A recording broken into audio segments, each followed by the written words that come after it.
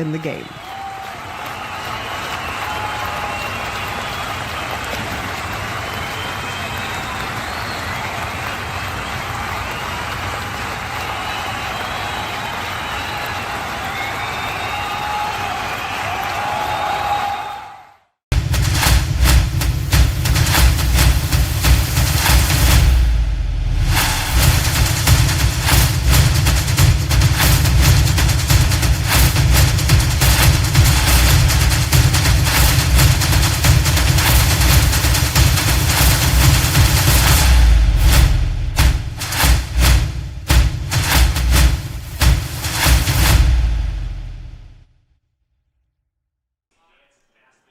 Great to see everyone, and welcome to Guerin Catholic High School in Noblesville, Indiana, on a beautiful day for football.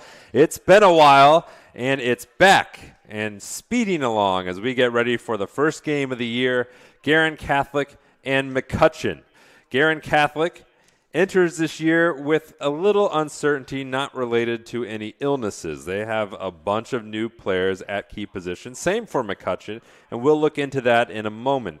But what this year does offer is the promise of seeing new faces being able to perform in front of their friends, family, and you, our dear viewers. I'm Jonathan Mathis. Trevor Brooks is alongside, and we're looking forward to bringing you this game, the very first one of the year, what is promising to be an exciting and challenging season for Guerin Catholic. Just about every opponent on their schedule is ranked. And to do that, they're going to have to get some key contributors, Trevor, from faces that are quite new to that offense. Very few of them are returning from last year. Yeah, glad to join you this evening, Jonathan. It's going to be a bit of a whirlwind for a lot of the new faces on this Guerin team. You're looking at the offense replacing a significant portion of all the yardage that was lost. It goes kind of that money ball aspect in baseball. You have to figure out how to not necessarily replace people like Grant Geloff or Baumgartner from last year. You're trying to figure out how to rebuild the team into, that production that you saw. And with all these new faces, it's going to be a quick show on whether or not they're ready to step into the Friday Night Light show. They do have some seniors that have played before, and some have had some pretty significant impact. Running back Jagger Albert was one of their lead linebackers the last couple seasons. He moves back to running back. You have Elijah Edwards, who caught a couple passes last year. He's now elevated to replace Bernie McGinnis.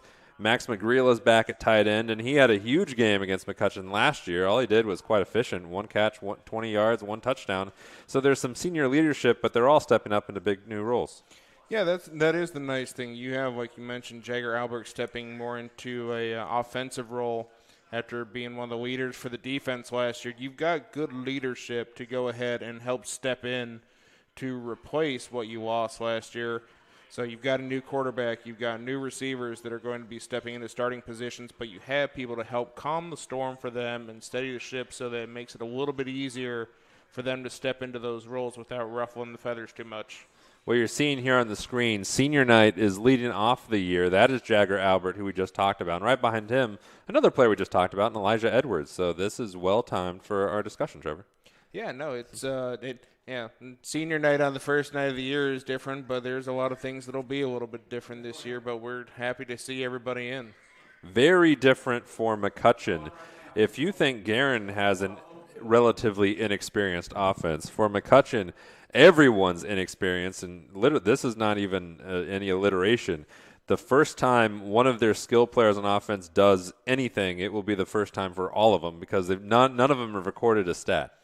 Yeah, no, and with that being the case, you want to look to see if you can find some extra, what we just chronicled a little bit with Guerin having that leadership.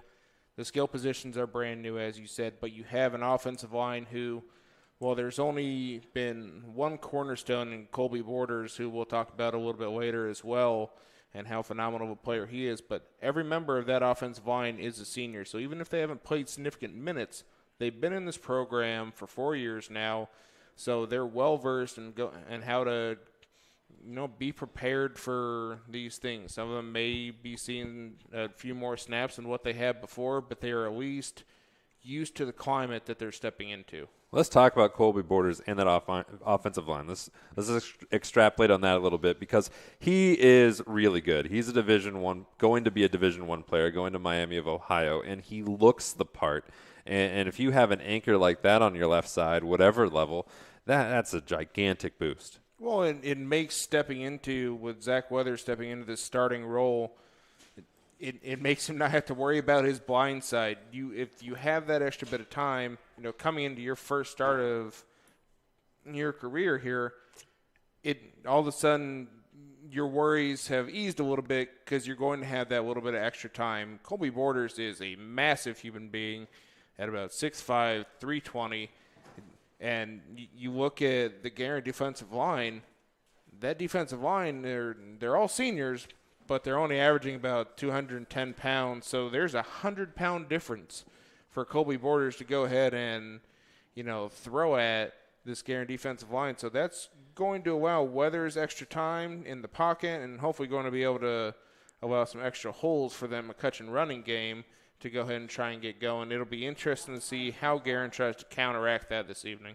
And the ones who will be up to the task for counteracting are – one, they give up in size, but what they give up in size, they gain in experience. The entire defensive line for Guerin, all seniors, Nathan Fancher, Trent Gallagher, Alex Tournay, they're little, but if you're a smaller, relatively little, if you're a smaller defensive line, you're going up against a much bigger offensive line in McCutcheon.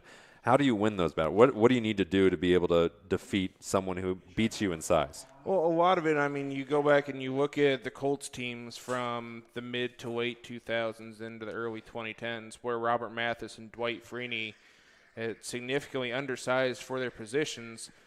You go ahead and learn different moves. You're not going to be bull rushing somebody like Colby Borders to try and get around him.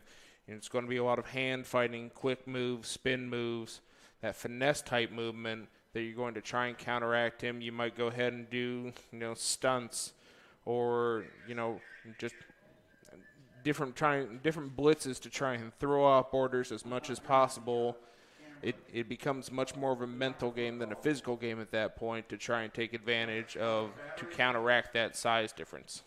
Moving off of the theme of inexperience, and we just had an example of the two more experienced units of these teams going against each other. Definitely a matchup we'll look after. Both of these two quarterbacks are making their first high school start tonight. Zach Weathers for McCutcheon. Last year, he had given up football to focus on swimming. He's a very good swimmer. He's been in the Indiana State Finals twice. Sam Miller for Guerin Catholic making his first start, replacing Christian Gelov. We're going to be looking forward to that matchup as this game progresses. The weather is perfect. We'll look at that next when we come back. But we will take a little breather, and when we come back from that break, we will continue to preview this matchup and get you set for the season opener between Guerin Catholic and McCutcheon here on Golden Eagle TV, presented by Indiana SRN. Fast-moving business world. Effectively marketing your company takes hard work, creativity, and the right team. With over 40 years of experience, PIP has been enabling companies large and small to find success in achieving their business objectives. We understand the challenges our clients face.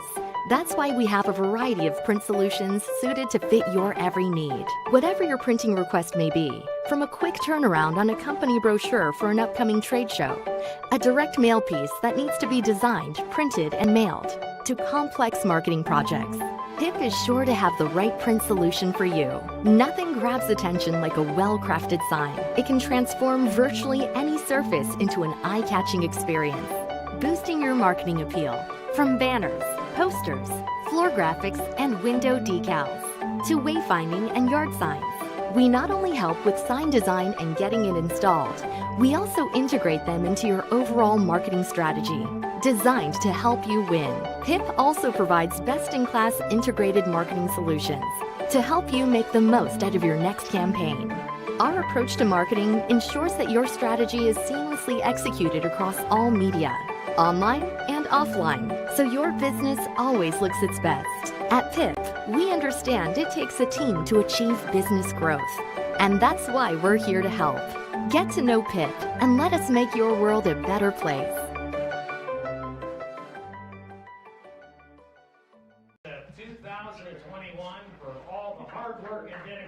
Welcome back, everyone, to Golden Eagle TV here in Indiana SRN as senior night concludes at Guerin Catholic as we ready ourselves for the opening matchup of the season, the preseason number 9, Guerin Catholic Golden Eagles, and the preseason number 15, McCutcheon Mavericks. Those are in different classes, but what these two teams are united in is something we have been talking about if you're just joining us, in that there is a lot of inexperience on both of these teams. So it kind of leaves this matchup up in the air of what you're going to get because so many players are seeing the field for literally the first time in varsity action. And two of the most key players is going to be the quarterbacks, Sam Miller and Zach Weathers from McCutcheon. Trevor Brooks, what's it like lining up in front of a brand-new quarterback?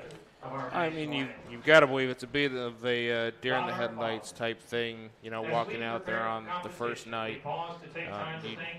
You look at everything. Luckily for Zach Weathers, you get a little bit of an edge with having 3 big receivers at 6'4", 6'3", and 6'1". But their offenses that have been very good as far as not being turnover prone in the past, so you got to believe that the coaches are going to try and find as much way to protect them as possible. All right, we're going to step away in a couple moments for the national anthem. But first, the weather, I alluded to this, is going to be perfect for tonight. It's currently 79 degrees. It's mostly cloudy. A slight wind out of the east. There's no chance of rain, and the sun will be setting, find its home in the western sky at about an hour from now. And we'll get this in. We're looking forward to it next. Guerin Catholic and McCutcheon on Golden Eagle TV, presented by Indiana SRN. Hey folks, good to be with you for tonight's game. My name is Andy Simpson, and I'm a licensed IHSAA football official, and welcome to Friday Night Football, powered by Indiana SRN. On behalf of the 340 football officials, the IHSAA, the crew here at Indiana SRN, we hope you enjoyed tonight's game, and more important, don't forget to subscribe to the Indiana SRN YouTube page. As you're watching tonight's contest, I'm going to show you a few of our signals that will help you better understand the information we are trying to convey. Touchdown. Safety. First down. Holding or illegal use of hands. Encroachment, or offsides commonly known. False start or illegal formation on the offense, or a free kick, scrimmage violation. Face mask. Intentional grounding, roughing the passer, clipping, illegal shift, illegal motion, illegal block, pass interference by the offense or the defense, delay of game, and the one signal we dislike and you as fans don't like seeing, unsporting. We'd like to thank everyone for tuning in tonight and following us on Indiana SRN. You can also tune in to the Football Weekly Show and Coach's Show every Saturday morning at 8 a.m. on IndianaSRN.org. Finally, if you've ever thought about becoming an IHSAA official, www.ihsaa.org and click on the Officials tab or call the IHSAA office at 317-846-6601. Now, sit back and enjoy the game. And even if it is, we ask that you wear your mask to ensure the safety of yourselves and Welcome back, everyone, to Guerin Catholic High School here on Golden Eagle TV, powered by Indiana SRN. Guerin Catholic and McCutcheon, let's take a look at the series history between these two teams. It's a long one. Brace yourself, Trevor. They played twice. Last couple of years, they've split them. Guerin won the highest scoring game between these two teams. It was a combined total of 38 points, and the lowest scoring was the first time these two teams met. It was 32 points. So both matchups are within 6 points of each other. Guerin has scored the least points in this rivalry. They've scored the most points in this rivalry, and the average points per game so far between these two when they meet, Guerin averages 19 points per game and McCutcheon 17. So low scoring. I'm I think thinking we're that due. we might be heading that way. We might find our way into 27 points for one team. enjoy tonight's fun athletic high school competition. Indy 500, eat your hearts out. We got to fly over here at Noblesville. Trevor, what do you want to see from Guerin tonight if they're going to be successful? And then same question about McCutcheon following. I think it's going to be a lot of, making your quarterback be a bit more of a game manager for this evening, trying to establish that running game for Guerin, going to get Jagger Albert established, maybe try and find a couple quick passes to sneak in on the defense to Elijah Edwards or Max McGreal, and just help get your guys to settle in. You've been through a lot to prep for everything. You've got to imagine that the jitters are going a little bit. And really the same thing from McCutcheon. You want to find a way to you don't want to force Zach Weathers to have to step in to try and win this game right away. You want to go ahead and just try and manage, keep everything within reach, then periodically sneak a couple plays and try and take advantage of a little bit of inexperience on both defensive sides. Looking at these two coaches, Tom Dilley of Guerin Catholic is 42-24 in seven years at Guerin. He has had a winning season each season he's coached the Golden Eagles. He's 122-101 in 21 years overall, including 2 state championships during his time at Bishop Chatard. For McCutcheon, Ken Freiger is 57-80 in his 14th year at McCutcheon, but they have been on a roll of late, getting a couple winning seasons in a row, and that's something that both these teams want to build on. Last year, McCutcheon finished 4th in the North Central Conference, where they were 5-2 in conference play, 6-5 overall. Guerin Catholic didn't do as well in the Circle City. That's a tough football conference, though. Bishop Chatard went in undefeated.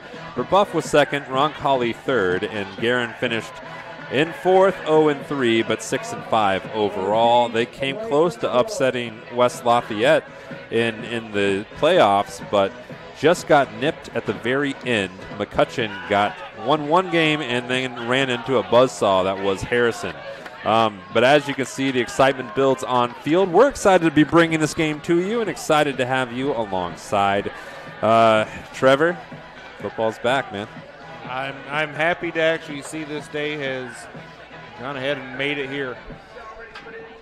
Aren't we all?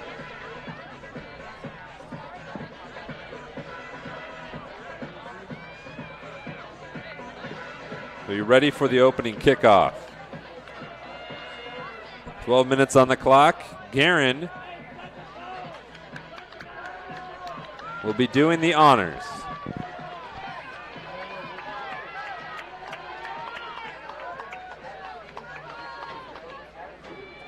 Lucian set to kick off for the Golden Eagles. That Lucian is Addison Lucian, the senior. Bryant and McGovern each to receive. Backup quarterback Micah Bryant and Leighton Gibbs McGovern will be the return men for McCutcheon. And a day, as Trevor alluded to, that many of us thought might not arrive, is here. The moment's now. Lucian drives in, and the 2020 football season has begun. And we'll have a return. Gibbs McGovern swarmed immediately, and he's going down right about at the 20. And that is where we will see Zach Weathers make his first career start as a high school quarterback. He is a senior, a swimmer too, and a great one at that, going to 2 state finals. His running back is Brad Gagnon. He is a sophomore making his first high school start, although he's been quite a prolific player on lower levels. Jaden Lawrence, Cam Little, and Leighton Gibbs McGovern are the receivers. The H-back, /tight end, is Ty Woodward. And correction, it'll be Micah Bryant at quarterback. We're expecting to see Weathers. He was 1 on our depth chart. Bryant is in at the gun. So the first career start will go to Bryant, who was a backup quarterback last year, and will make his first throw and first completion to the outside. Gibbs McGovern is wrapped up and down. Decent gain for McCutcheon. Yeah, as you said, Jonathan, we were expecting to see Zach Weathers come out, but a nice little quick pass to go ahead and get Micah Bryant comfortable right out of the pocket to Gibbs McGovern. Nice, solid, about 7-yard gain. And Micah Bryant was a defensive back last year. He is the more athletic option, at least when it comes to the quarterback settings. And it was a decent gain on that first one, 7 yards. Brings up 2nd and 3. It'll be Gagnon. Stood up and driven back. The front seven for Guerin Catholic needs to have a big game, and they had a big stand right there. Fancher was involved. McReel was involved. Nice stop by Guerin. Yeah, gaggle of Eagles coming in and going ahead and forcing the stop, and now we've got a big third down to go ahead and kick off the game. So the first pass of the game, much more successful than the first run for Guerin. That was just a gain of 1 for Gagnon.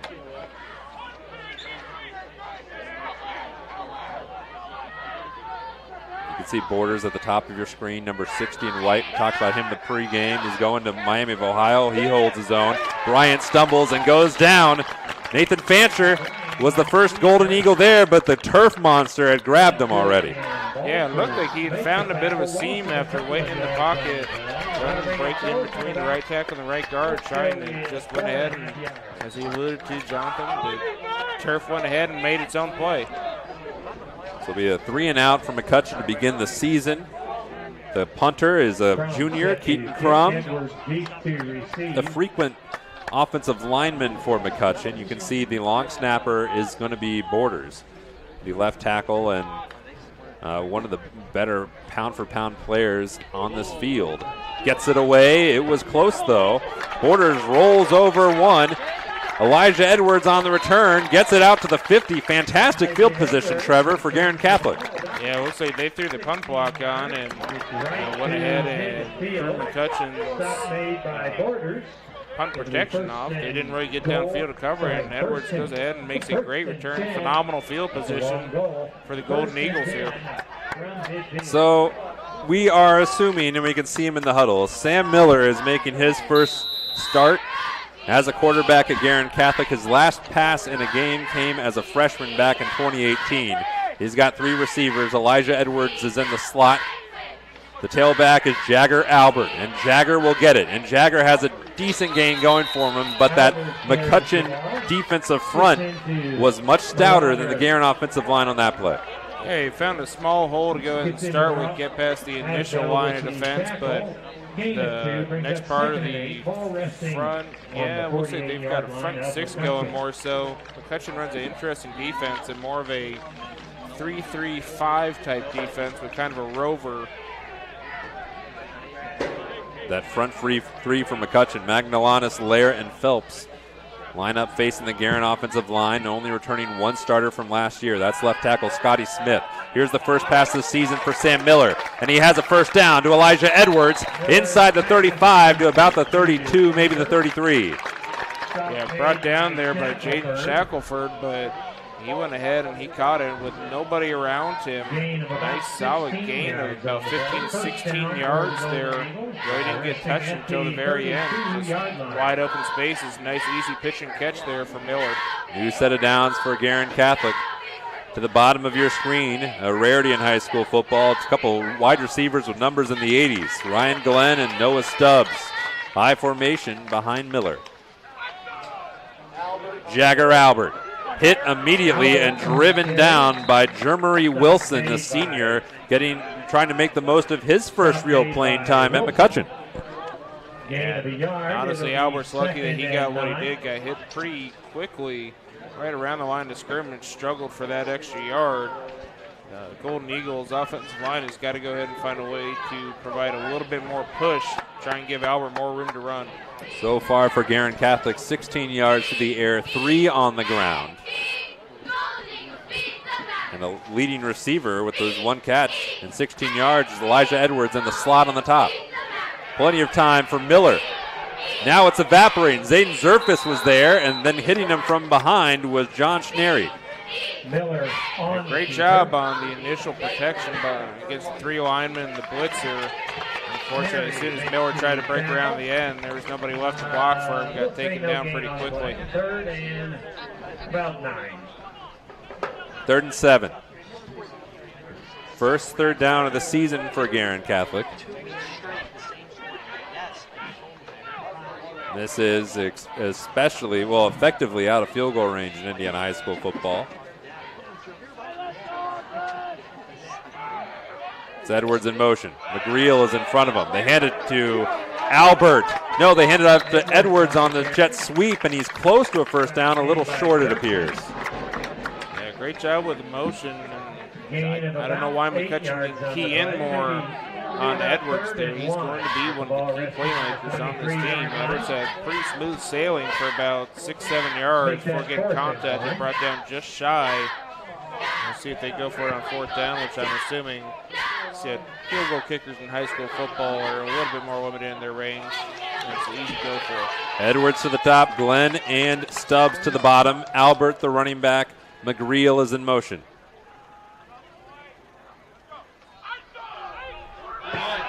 He has it. Miller fades it. Caught. Max McGreel, he scored last time he played McCutcheon, and he scores the first touchdown here. What a beautiful play-action play there, Jonathan. They completely bit on the fake to Jagger. Albert went and collapsed right in on the interior of that line. Plenty of time for Miller to go ahead and roll out, find McGreel in the seam, and then all he had to do was get to that 2-yard line, truck the defender, and go in for the touchdown. Max McGreel last year against McCutcheon, 1 catch, 20 yards, touchdown. This year on the first drive, 1 catch, 23 yards, touchdown. The stage is yours, Addison Lucian. Or maybe we'll get a little closer. JT Lair a little antsy there.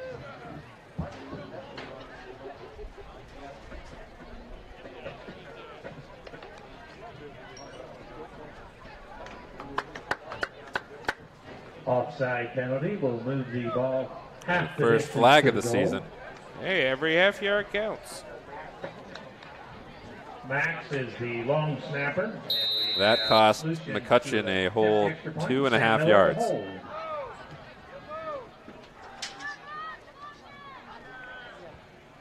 All right, Lucian. And it's through. 7-0 Guerin Catholic on Golden Eagle TV, presented by Indiana SRN. Life comes at you fast, so it's important to have some help along the way. Ah, my favorite patient.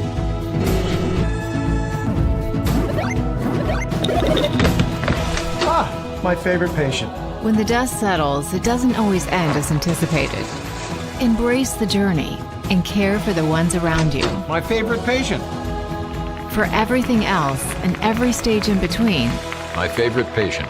Methodist Sports Medicine is here for you.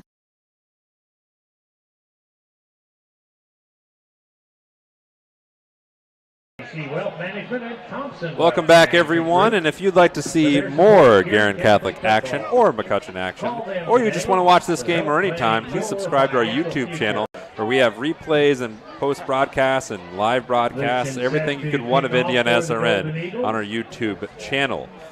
McGovern and Livingston. Well, Guerin Catholic had a short field after that punt, went effectively 50 yards and scored on a 23-yard misdirection pass play to tight end Max McGreel, and that is how we're at 7-0 halfway through this first quarter. All those stats and numbers courtesy of a couple people, Titus Bakery and Deli at Reynolds Farm Equipment, and our statistician Tom St. Amand. Shout out to him.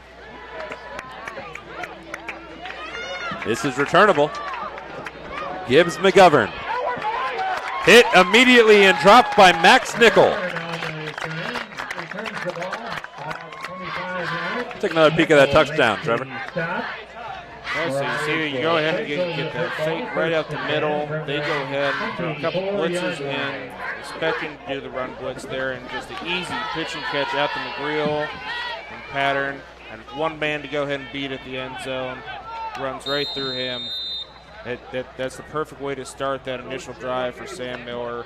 He had 2 easy pass plays, get him comfortable, and now have the lead to go ahead and run with. Micah Bryant back at quarterback. He had a mixed review on his opening drive. He was 1 for 1 for 7 yards, but he also lost 2 on a stumbling quarterback keeper. And he hands it to Gagnon, and Gagnon's got a head of steam up the middle of the field across the 35, short of the 40. Mark him down at the 37, and he's got a burst of speed. Yeah, the defensive line went in and kind of dove towards the middle again. Left a easy hole for Guerin to go ahead and run through. Really didn't have much difficulty getting up for a nice 15-yard gain. 1st and 10. Gagnon again. Stood up this time. Max McGreal playing some linebacker. Hit him up top. Nathan Fancher doing the dirty work down low. Now the big one that came through there was, as you just said, Nathan Fancher went ahead and slanted across the left guard's face, cut right towards the center, able to go ahead and collapse that hole that was coming up, bring him down easy for just a 1-yard gain. 2nd and 9. Oh, a couple people flinched. You can almost take your pick on that one. Was it Ty Woodward or was it Dylan Balser? Woodward for McCutcheon, Balser for Guerin Catholic. It's against Guerin. You can see Adam Novlin, the free safety for Guerin, came up and gave Balser a little pat on the head. 2nd and 4.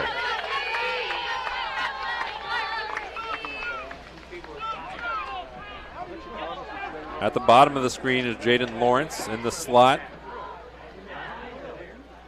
is Josh Garcia, who was a leading receiver for McCutcheon last year. They don't go to him. They went to Leighton Gibbs McGovern, but he wasn't able to snag it. And that was kind of a sidewinder throw that Micah Bryant let loose there. A very dangerous throw. Might have also thrown out Gibbs McGovern on his catch point there. Just not able to go ahead and haul it in. Falls incomplete there. Now we've got another 3rd and 4. See if McCutcheon can keep grinding here if Guerin gets him off the field. First incompletion of the game for either of these two quarterbacks. Both of them making their first starts of their high school career. We are anticipating Zach Weathers. He's on the sideline. Micah Bryant is the starter. They're trying to draw Guerin off sides. It didn't work. A timeout on the field. First taken by McCutcheon.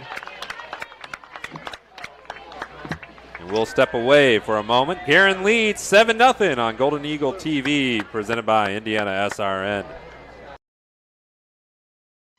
Life Centers offers love and compassion to all women and men who come through our 8 centers. The goal of this love and compassion is that we would not only save babies from abortion, but also transform lives and create families. The forms of this love and compassion are our services. All of our services are offered free of charge to our clients.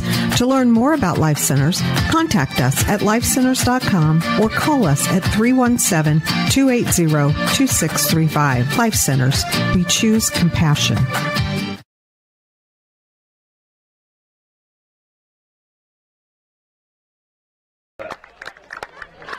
If you're a fan of Max McGreal in particular and want to see that touchdown again, the best way to do it is go back and watch these games and subscribe to the Indiana SRN YouTube channel. We have archived games, live broadcasts. We don't have future broadcasts just yet. That would be quite challenging. But you can go back and watch all things Indiana SRN. We hope you will. Looking into the future, Trevor Brooks, what are you looking for here on this 3rd down? It seems so far their running game, they're trying to focus on running to the right and using borders to hold off any pass rush and throwing out towards the left side. So you've got 2 receivers on the left. See if they go that way again.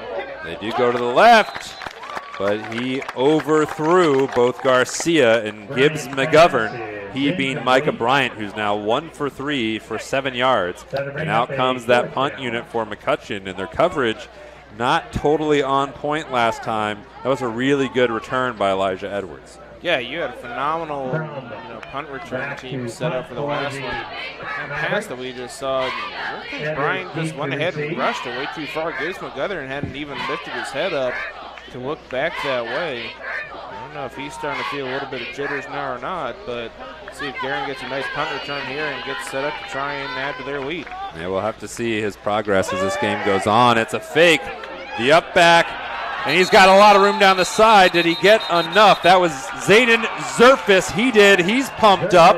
he was pumped up about this Indiana SRN broadcast, and that's a nice run for Zayden Zerfus and McCutcheon. New change of downs, their first down of the game. They had to get up on fourth. It's one of my favorite plays in Madden. Nobody ever expects it, even the computer in Madden. Just to go ahead and hit the up back there, went right around the outside. I think Guerin was hoping for another nice punt return. Instead, they get caught off guard. And McCutcheon gets back on the field to continue their offensive drive. That was the second longest run of the game for McCutcheon. Zerfus on the 10-yarder getting the first down. Brad Gagnon had the 13-yarder earlier this drive. And he's back behind Bryant, and several people jumped again. Got a lot of penalties so far in this game. Red game, offense, 5-yard penalty. 5-yard penalty moves the ball back to the 48-yard line. Still first down and now 15. All seriousness aside, I think Zayden Zerfus has quite possibly the coolest name I've ever had the opportunity to broadcast on this great network. I could agree with that. It's a pretty solid name. Anytime you can drop the double Z's is always a positive, and it was a positive for McCutcheon to get that first down. Now 1st and 15 behind the chains. An incompletion. Pass is intended for Josh Garcia. He had a couple of receivers in that vicinity between Lawrence and Garcia. Garcia had a pretty solid year last year, beyond solid year last year. He had 14 catches, 327 yards, and 6 touchdowns. Leading receiver in in the touchdown capacity. He hasn't got a catch yet in this game. It'll be 2nd and 15 for the Mavericks.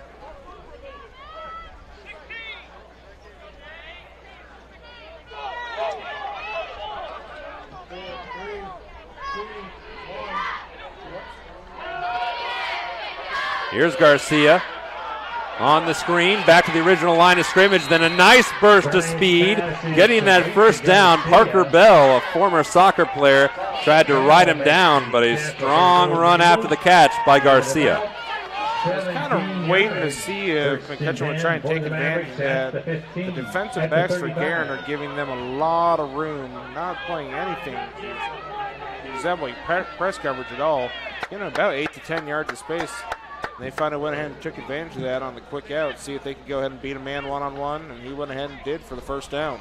17 yards on the play for Garcia and Bryant. Bryant had 3 straight incompletions before that screen. Here's Gagnon on the draw, hit and thumped down by Braden Hall, a senior for Guerin, but a strong run by Gagnon. That was really all Gagnon there. The interior of the offensive line collapsed. Didn't really get any push up front. Gagnon went ahead and kept his feet, was able to move around, get ahead, nice solid 4 or 5 yard gain. 4-yard gain for Gagnon. He's got 19 of them. He's averaging 4.8 on the ground.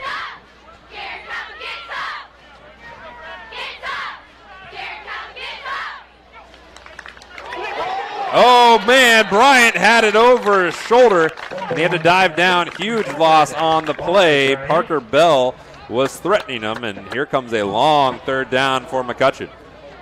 You've seen a lot of what appears to be discomfort there for Bryant. Not completely comfortable in that pocket so far. A few untimely throws, misconnections, and the missed snap there. See if they can recover on 3rd down. Loss of 8 on the play. 3rd and 14.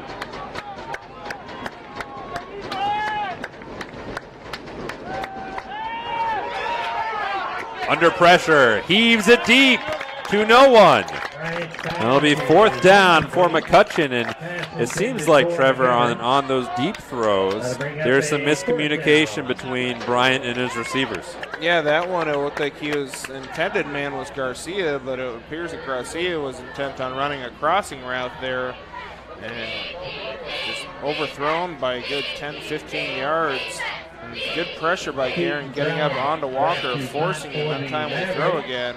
This discomfort in the pocket just continues to show right now. Well, there's Zerfus. He's the up man in this punt formation. The punter is behind him. This time, no fake.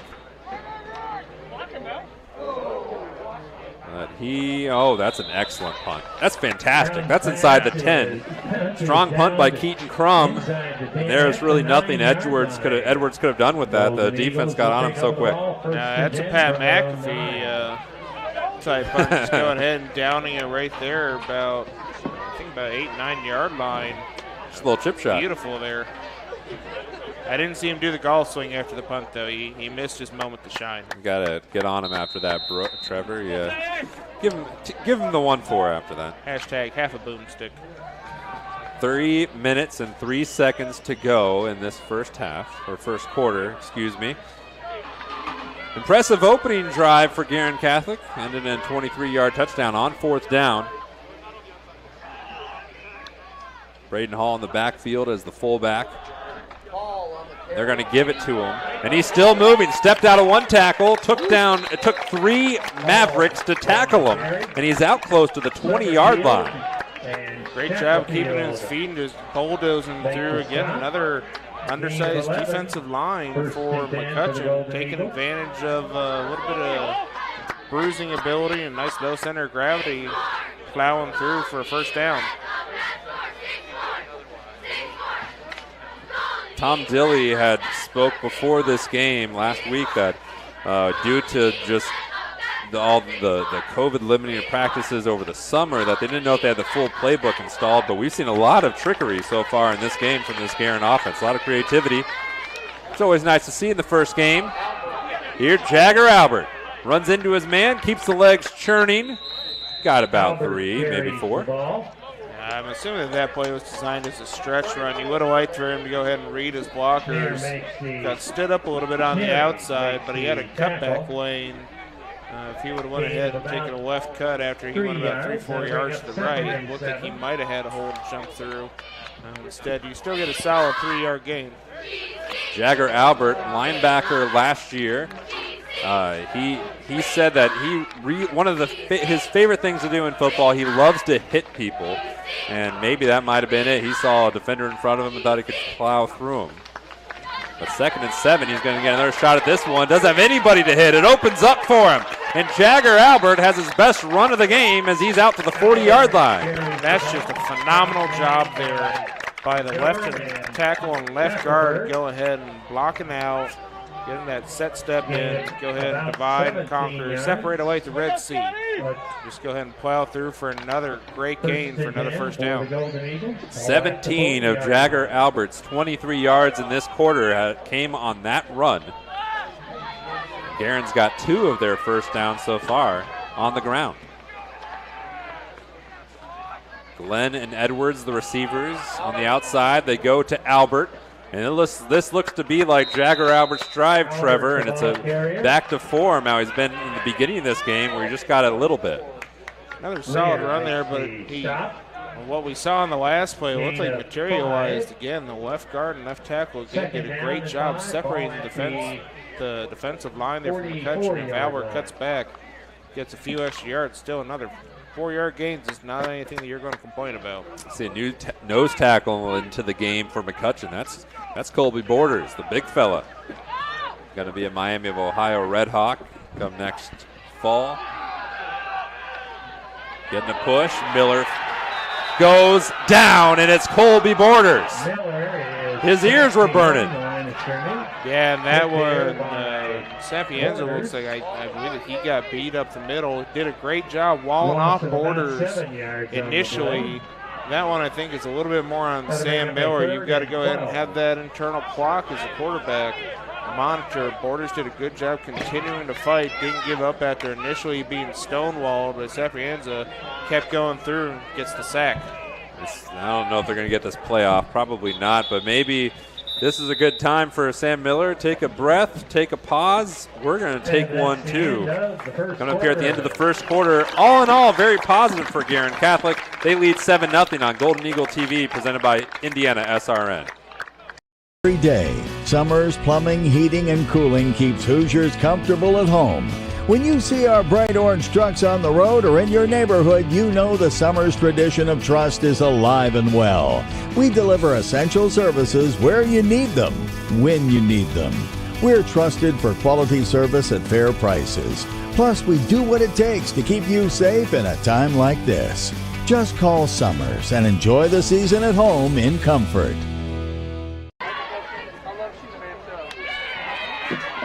Welcome back, everyone. Strong first quarter for Guerin Catholic. 13-7. Give you the total yards update, and this is courtesy of Titus Bakery and Deli at Reynolds. Two family companies joining forces. Go give them a visit for breakfast or lunch and up US 31 in Atlanta. Guerin Catholic outgained McCutcheon 78-43, and Guerin did it very democratically. 39 yards through the air, 39 on the ground. Both teams had 3 first downs. McCutcheon not as impressive. 24 yards through the air, 19 on the ground. 3rd and long, though, for Guerin Catholic after Sam Miller met Colby Borders in the rudest of possible ways. Borders is back at nose tackle number 60, so look out. Miller wastes no time. It's high, but it's reeled in just short of the first down. Nice catch, though, by junior Ryan Glenn, his first catch of his high school career, and that brings up a 4th and short. Yeah, it was a great job. Miller kind of threw it up, seemed to find a bit of a seam, a bit of a dangerous throw, but a great job of Glenn going up and high pointing that ball. And with that size of gain, gives him at least the conversation about going for it. 4th and 1, you're at midfield, your defense has done a good job, and you look like you have Mike O'Brien a little rattled on the other side. I think you can go ahead and go for it. Big Brandon McElvenna looks pretty hyped up, 67 in black. McCutcheon flinched, handoff to Jagger Albert. He likes to run hard, and there he goes. See you later, touchdown, Guerin Catholic.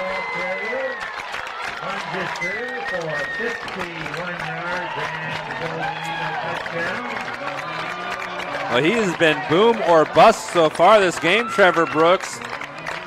Of his 6 carries, 4 of them have been for single digits. 1 of them went for 17, that one for 51.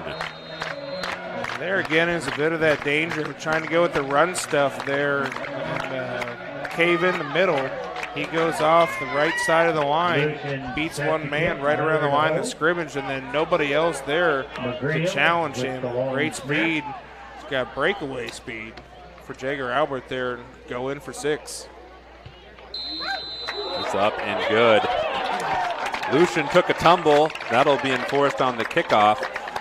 But how about that? It's 95-yard drive, 96-yard drive here on Golden Eagle TV presented by Indiana SRN.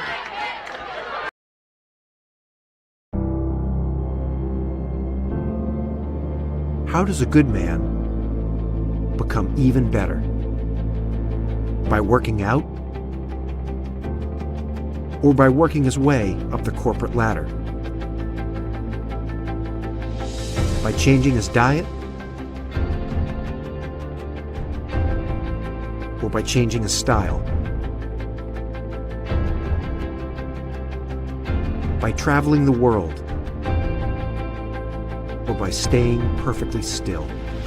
For 300 years, we've helped good men become the best versions of themselves through a dedicated fraternity and by taking an oath to live a life of integrity, service, and brotherly love. Men who are as committed to each other and their families as they are to our noble cause. In the end, we don't just make men better, we make them Masons. Not just a man, a Mason.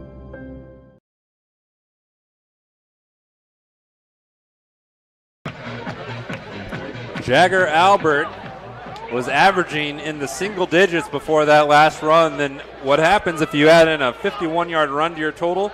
You got 78 on the evening, 13-yard average, and Guerin has about 100 yards more than McCutcheon, 97 to be precise. Trevor Brooks. It sounds like, our vice president, Keith Myers, back in his football days, like 13 yards an average. I think that was, again, one of those Madden things that I don't know about Keith running 13 yards an average in football.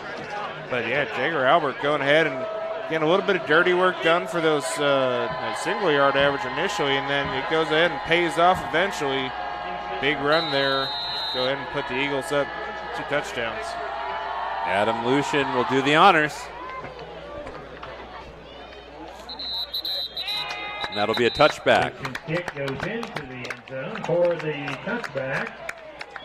All right, Trevor, if you're McCutcheon, you don't want to see this again next time they're on defense. This is one of those things that you watch on Saturday morning practice and everybody just cringes. He goes ahead and you have 17 for McCutcheon. Zayden Zerfus had him dead to rights in the backfield. Albert goes ahead and breaks that ankle tackle, and then he's just gone from there, and nobody else touches him the rest of the way. Great field vision. Go ahead and find the hole there by Albert, break that tackle, then hit pay dirt. What is that? Is that more just Guerin executing a design, like their play just went to perfection? Was that McCutcheon overplaying their hand going one way, or a little bit of both? I think that, McCutcheon did it right. The blitz by your linebacker there on Zerfus, he had the chance to go ahead and take him down, but the right tackle did a good job of still helping open up that hole. Your blocking is not always perfect. Part of your job is that you can go ahead and make it a close call to where your guy just has to break an ankle tackle. You just don't want that full-on contact. That's perfect blocking there to go ahead and open up that hole. Gets his ankle tapped. It's not going to bring down somebody like Albert. It's going to allow him enough room to get through. The referees will confer. Going into this drive, Micah Bryant, 2 for 6, 24 yards. He looks a little mixed on those short, quick hitters. He's been fine on the deep ones, not so much. He's had his opportunities so far to hit his man. He just needs to go ahead and calm down in that pocket, and he needs to go ahead and trust his line a little bit more to hold up for him, to give him the time he needs to throw. Something that has hurt McCutcheon is that they've gained 29 yards on the ground, but they've lost 10. So that's another thing. If you're having every couple plays, you're going to be losing yards on the ground, and then it's hard to get things, just maintain something. Yeah, you have to find the flow in the offense. Incomplete passes, bad gains, losses of yards, penalties are going to go ahead and throw that off. You've got to find some sense of rhythm.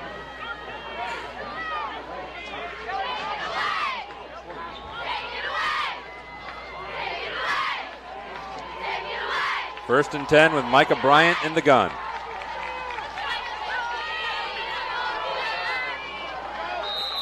Hands it to the sophomore, Ivan Escalera. Did not get much. Gain of a couple of yards and bring up second down. It continues to perplex me why they aren't running off of the left side of their offensive line. They keep running into the much smaller side, and it really has not worked out all that well for them so far. Alex Turnay on the defensive line for Guerin is lined up on that weak side. It's Nathan Fancher matching up with Colby Borders.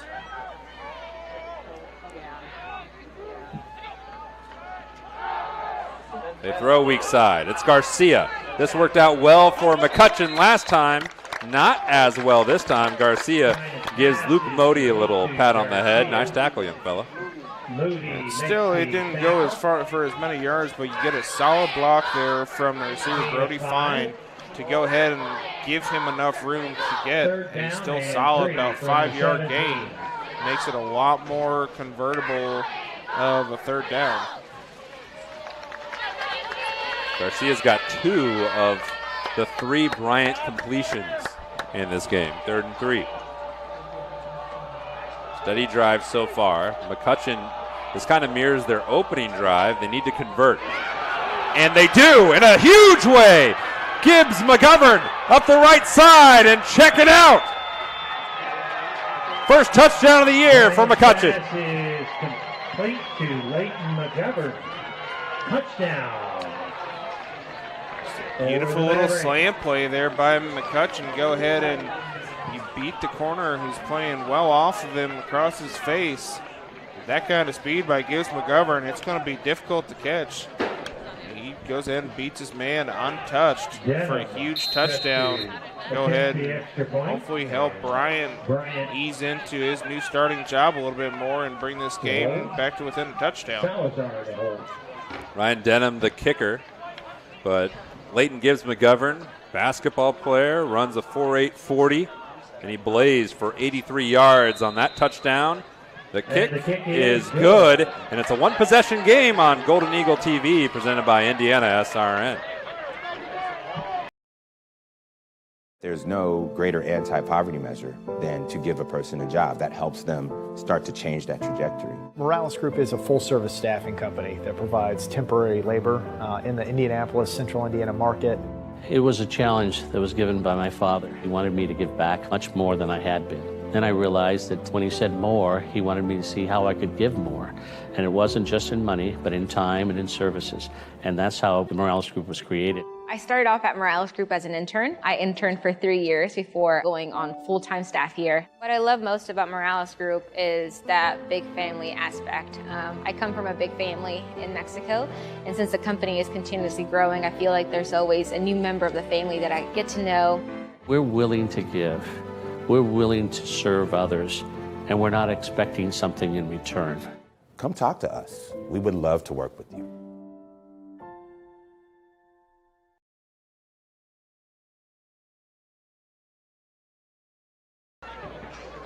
Whole new ball game, folks. Welcome back to Golden Eagle TV, powered by Indiana SRN. 83 yards on a little quick hitter for McCutcheon from Bryant to Gibbs McGovern. That'll do it. And now McCutcheon will look to begin this drive again. We had a fun conversation off air that we'll bring to you after this kick.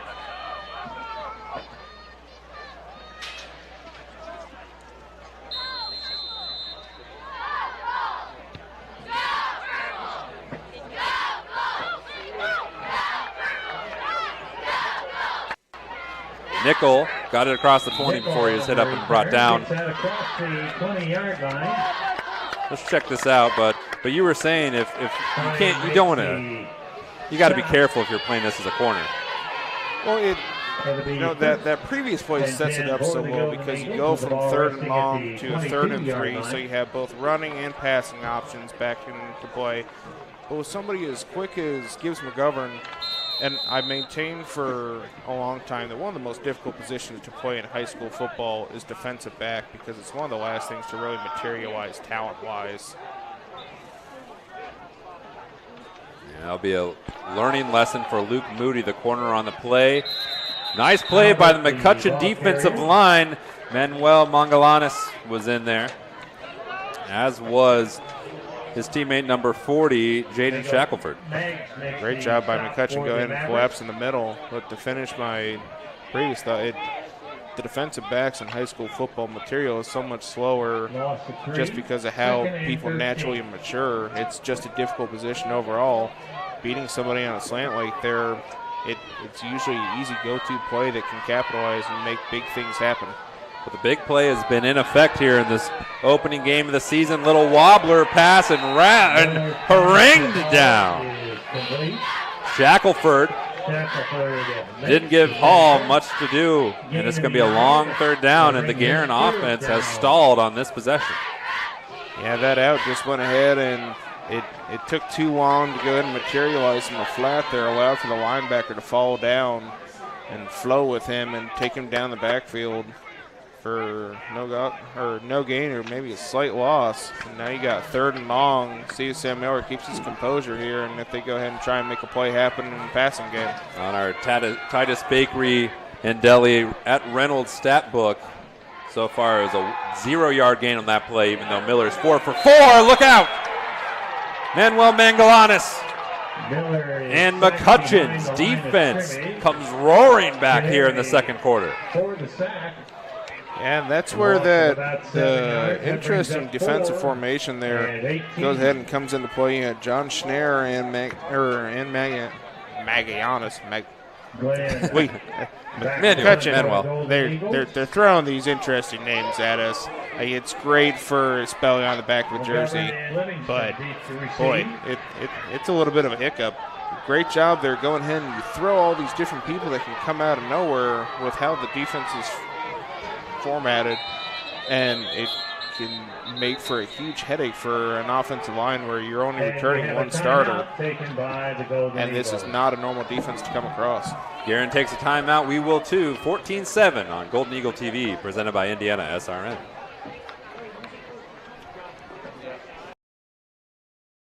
Our family has been very happy working with Wallflower Pictures. Because they make sure that I get the acting skills that I need in this industry and the education that I need.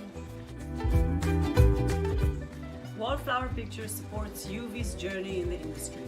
They're very passionate about his growth, and they're very professional and attentive to our needs.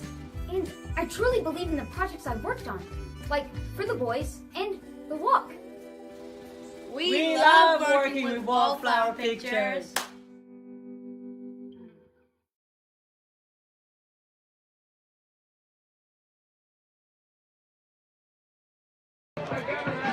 Welcome back, folks, and if you'd like to see more Indiana SRN action, I don't know, like a giant touchdown pass or a huge touchdown run, you can see those on our YouTube channel where you can go and subscribe and catch a lot more action.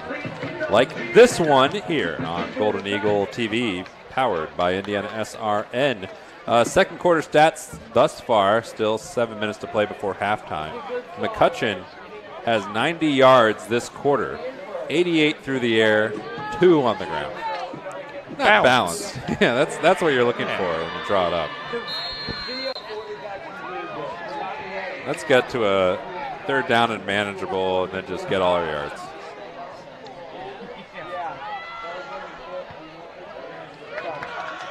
Nice boot, but didn't get enough hang time under it.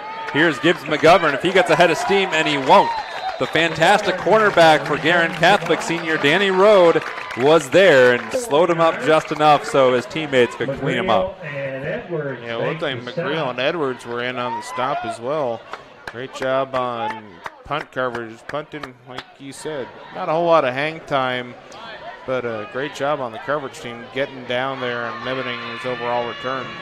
Yeah, I like to see the effort of the seniors on the special team. Rode, Edwards, McGreal, all seniors. First and 10 for the Mavericks at the 43-yard line of the Golden Eagle. Well, Micah Bryant's stat line looks a lot better this drive than last drive. He was 2 of 6 last time. He is now 4 of 8 for a $112.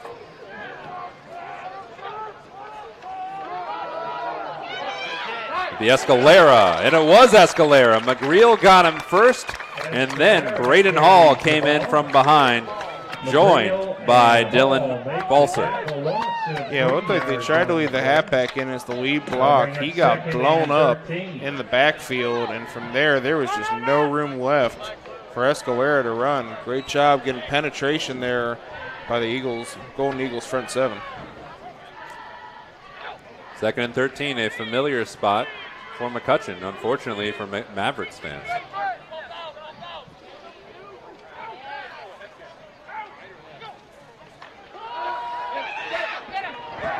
Bryant stepping up.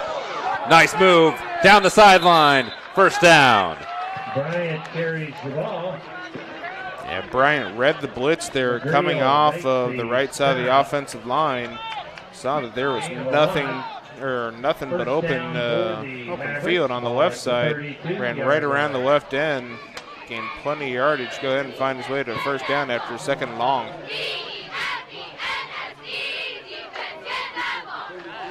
Gain of 15 for Bryant.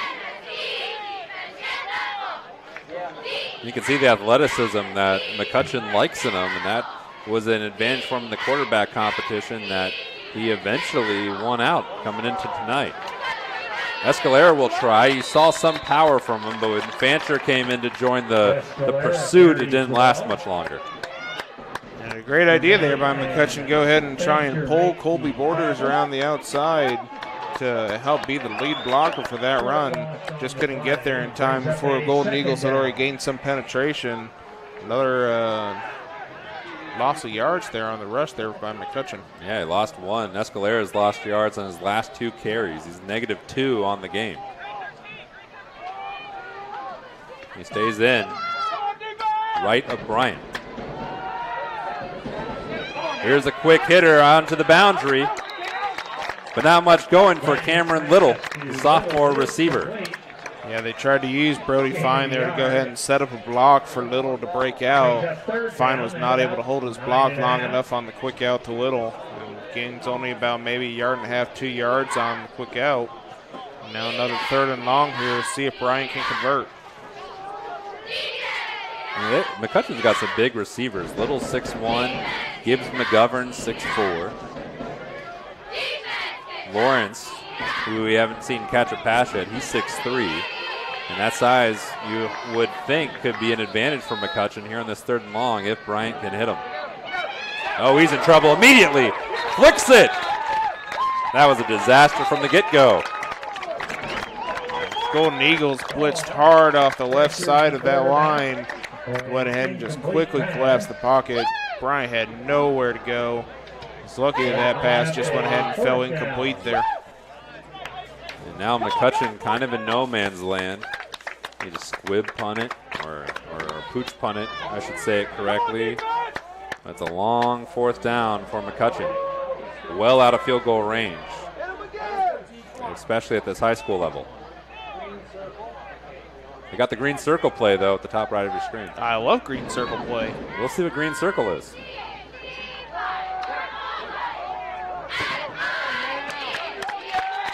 Yeah, it's a turnover on downs is what a green circle is. That was just a hard blitz by the linebacker straight up the middle. Just blew right through the middle, got into Bryant's face. Again, great job by the Golden Eagles not letting him have any time or comfort in the pocket there, forcing incompletion, turnover on downs. You know, that could have been kind of a safe call. We're either going to get a huge play out of this, or it's just you're just throwing it away. It works out. You know.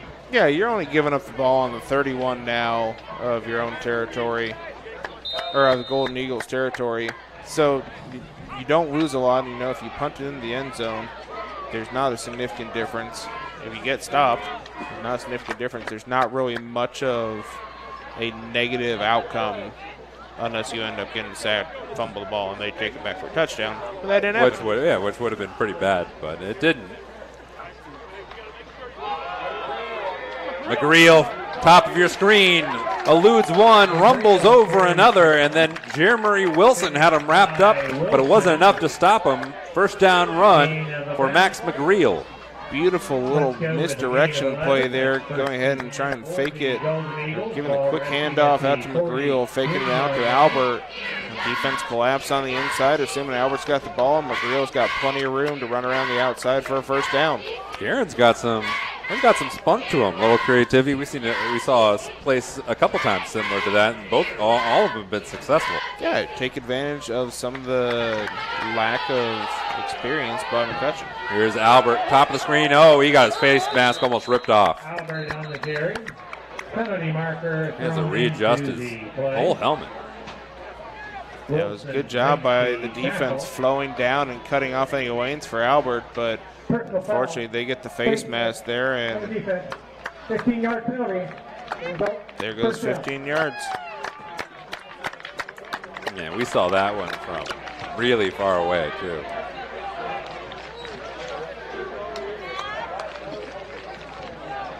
That's got to hurt. You get a full head of steam and then tug on the noggin. It's not pleasant. 42-yard line of the Mavericks. Well, 1st and 10 the painful way for Guerin Catholic. Just shy of the 40-yard line. Edwards and Noah Stubbs, it looks like, to the bottom of your screen. That's Edwards in motion. Oh, look out. Hard running, got a couple yards, and the blitzer was screaming in. But Jagger Albert made something out of what could have been nothing. I think that was Magianis who was coming screaming off the edge there. Luckily, just perfect timing by Albert. No panic on nowhere on the handoff. Allowed for them to go ahead and still maintain a solid gain off of that. A little 5-minute offense going on here as we're creeping close to 3 minutes left in this first half. Doesn't quite seem possible, but happy to have Indiana High School football back. Happy to be here with you. Happy to have you joining us wherever you are. Here's Sam Miller on the keeper, and he ran into a couple Maverick defenders Miller carries the ball. Familiar duo of Schnary and Magallanes. That was an interesting fake on the option play. It was a little dramatic on how he went about faking the pitch out and just ran slowly into the defensive line, and McCutcheon maybe got a yard gain. He is scored as a yard in our unofficial Titus Bakery and Deli at Reynolds stat book. Glenn in motion. The handoff to Albert, and a nice tackle by J.T. Lair. You could also call him Jason, but J.T. came through that line and wrapped him up and wrestled him down. Yeah, just beat right across face of the interior of the offensive line, got into the backfield from that nose tackle position. Brought him down for, looks like just about right at the line of scrimmage. We got an interesting call, and if the Golden Eagles want to take a shot at it here on about 4th and 6 or so, with less than 2 left. What do you think? That's a good question. Might as well. Yeah, 1:45 to go. Slant to Elijah Edwards. And it was a quick snap. I don't think Guerin was they weren't ready for that one. It's a turnover on downs, and McCutcheon has the ball close to their 40 after that. It seemed like there's a lot of movement in the line there. There's no flags. Could have just been, effectively a snap infraction, but he just went quick and popped up, and McCutcheon went on the ball. Yeah, because I've got to assume that there was not a quarterback keeper assigned there for the play. And not on 4th and 6 or whatever. I hope not. He's not Cam Newton. Not yet, he's not. Be an interesting transformation. Micah Bryant at quarterback for McCutcheon. They've got 96 seconds to see what they can do. Oh, it's another botch snap. Fumble on the snap. Bryant recovers. Loss of a couple of yards brings up 2nd down.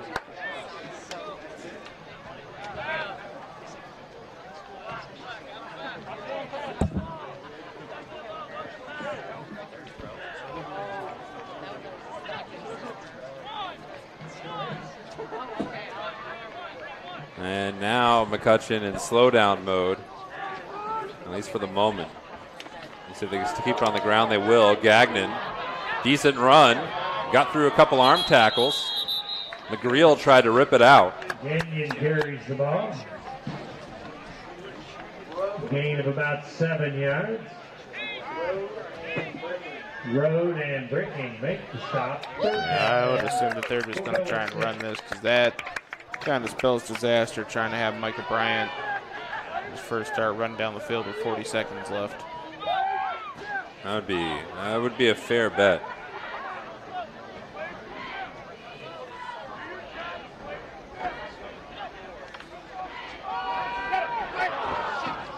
So we got away from one. He heaves it. Dangerous throw. Interesting play call with 17 seconds to go in the half. That'll bring up a 4th down. Yeah, I'm not sure what there's a lot that can go wrong in 17 seconds, especially with how some of the punt protection and punt coverage has gone for McCutcheon so far. Yeah, Guerin almost got to that one. And that was a very dangerous throw. If he leaves any more air underneath that might get intercepted. Have a timeout on the play. Timeout taken. Look like we're going to keep it here at least for now, and let's get a couple of reflections on this first half so far. We've seen some good, we've seen some bad. It looks like a first game, but it's been a good first game. So far, for McCutcheon, they got bailed out by Gibbs McGuthern being the phenomenal athlete that he is, taking a 3rd down for, I think, about an 80-yard touchdown is what it was. And, outside of that, Michael Bryant has been very shaky in the pocket. He had one nice run on reading the blitz. Otherwise, he's had the pocket collapse on him a couple times off of blitzes. And it very shaky so far. Sam Miller seems a little bit more comfortable so far. Hasn't really had any huge throws that have been he's been depended on for, but he's been solid in the pocket. And you had a big game by Jagger Albert. And, you know, outside of those two big plays, you had one solid drive by Guerin. Not a whole lot else has happened. It's been a lot of questionable offense. Total yards so far, similar. McCutcheon has gained 5 more yards than Guerin has on the first half, 149 to 144. That's mostly because Guerin's offense has stalled the second half. They had a huge advantage going into the second quarter, but since then, after the big play that you talked about, then it's pretty similar between the two. Yeah, it seems like both coaches are trying not to ask too much of these quarterbacks in their first start, trying not to make it so that they have to win the game themselves. Almost. That would have been a terrible situation for McCutcheon. Borders lost a shoe, but able to mop up his miss was Connor Gertson. Edwards fields the ball, runs back about 7 yards. It's pretty impressive to have 6'5", 325 being your lead guy on punt coverage, about to take down kick returner there. We got one player slow to get up. It looks to be Edwards. He stumbled a little bit on the kickoff. I couldn't tell if he just tripped up or maybe it's a cramp. Stretching his legs out. There's the Guerin huddle. But yeah, for the most part, pretty similar gain. Guerin scored their first touchdown just over 6 minutes into the game, and then close to halftime with the second one. McCutcheon answered early into this quarter on that 83-yard touchdown pass from Bryant to Gibbs McGovern as Edwards has arisen. Look at that quick recovery. Thank you, trainers. Guerin outgained McCutcheon 78 to 43 in the first quarter. Then McCutcheon returned the favor 106 to 66 in the second. We've got to think that overall Guerin's probably fairly happy because outside of that one hiccup, they played a solid first half. And McCutcheon, I think they're trying to figure out how to go ahead and help settle Michael Bryant down. I'm sure that they're probably a little bit happier with their play towards the end of the second quarter here. Coming up here at halftime, we're gonna step away, but before we do that, holy smokes! Turn on the lights, Trevor. We had an interesting very first game. I'll be honest, I was a little nervous about this first game when you look at how many players are new. Both quarterbacks are new. Both running backs effectively new. Jagger Albert had a lot of carries 2 years ago, but a lot of new players. But we saw a lot of good things. You saw the athleticism of McCutcheon's receiving core. You saw the big playability of Guerin Catholic. What are you looking forward to in the second half? I want to see if Guerin tries to open up their passing attack a little bit more, try and expand these holes in some of the time for Jagger Albert. And I just want to see McCutcheon, if they can go ahead and calm down Mike O'Brien, I think that becomes a scary possibility for Guerin. They're having to blitz to get some of this extra penetration. With that, you open up a few more holes in coverage. If Mike O'Brien can just hold on for an extra second to give his receiver some more time, that can make this McCutcheon offense a lot more dangerous. All things considered so far, Guerin has been you could describe it generously as conservative with Sam Miller. He's attempted just 4 passes for 50 yards. And in fairness, he's had a couple other pass opportunities that he got sacked on. But just 4 pass attempts. That does seem to be the missing link, because when Guerin was a little bit more balanced, then those misdirection runs were more successful. The runs were more successful, but has Guerin become a little too predictable at the end of the first half? Well, the other thing for Guerin is that they're kind of stalled out once McCutcheon started running Colby Borders both ways, and you got to wonder, especially in the first game of the season, how long he's going to be able to continue running both ways in this game. If he can find a way to do that the entire game, I think that helps McCutcheon significantly. Otherwise, I don't know how McCutcheon is going to find a way to continue to get that extra pressure that they started to show during the second quarter. If you look at adding Borders into the situation on that defensive line, Guerin averages 217 yards across their front. But now McCutcheon replacing Lair with Borders effectively, or Phillips with Borders, either way. McCutcheon's defensive line outweighs Guerin's by 35 pounds almost. Yeah, it becomes a unstoppable force that you have to find a way to counteract with an inexperienced offensive line. And that's a lot to go ahead and you're adding an extra 100 pounds on that defensive front in the middle to go ahead and find a way to counteract. You've got to go ahead and now scheme for that. That's a far different play if you're an offensive lineman on how you're going to block them versus somebody who's only about 215.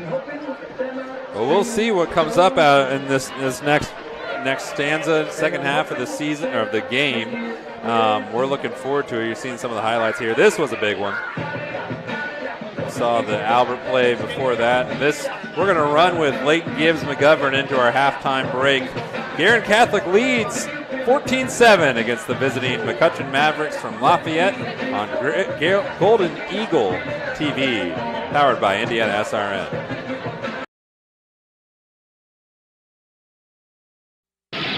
Today's game is brought to you by Shin Technology Service Corporation. Technology is about humans and not about machines. Dave and his crew has provided 27 years of software needs. Give them a call. Shin Technology Service Corporation. You may reach him by phone at 317-545-3650 or shintechnology.com. For more information, contact Dave, 317-545-3650.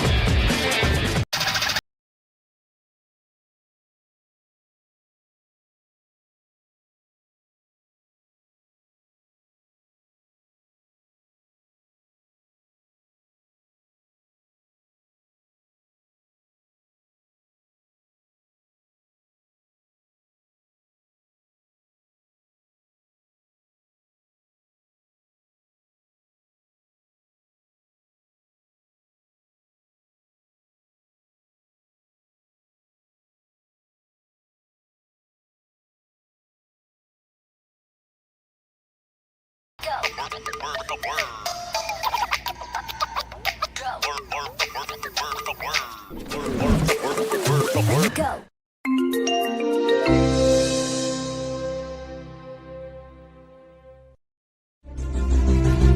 In this seat, the pressure is high.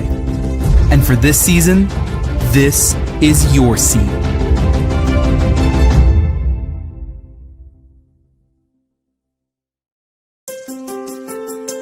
The National Federation of State High School Associations would like to thank you for supporting your child in learning positive, lifelong lessons by participating in interscholastic activities. As a parent, there are many feelings and emotions that you will experience during your student's participation in interscholastic activities. While watching your student participate, you can experience the entire emotional spectrum, from sheer joy to utter disappointment.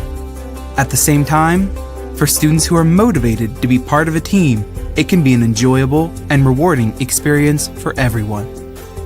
Sitting in the parent seat requires thought and discipline. It is not an easy seat. The parent seat is a place where you and your student want to create enjoyable memories, not experiences filled with inappropriate language or unsporting behavior. The one who suffers most from these experiences is your child.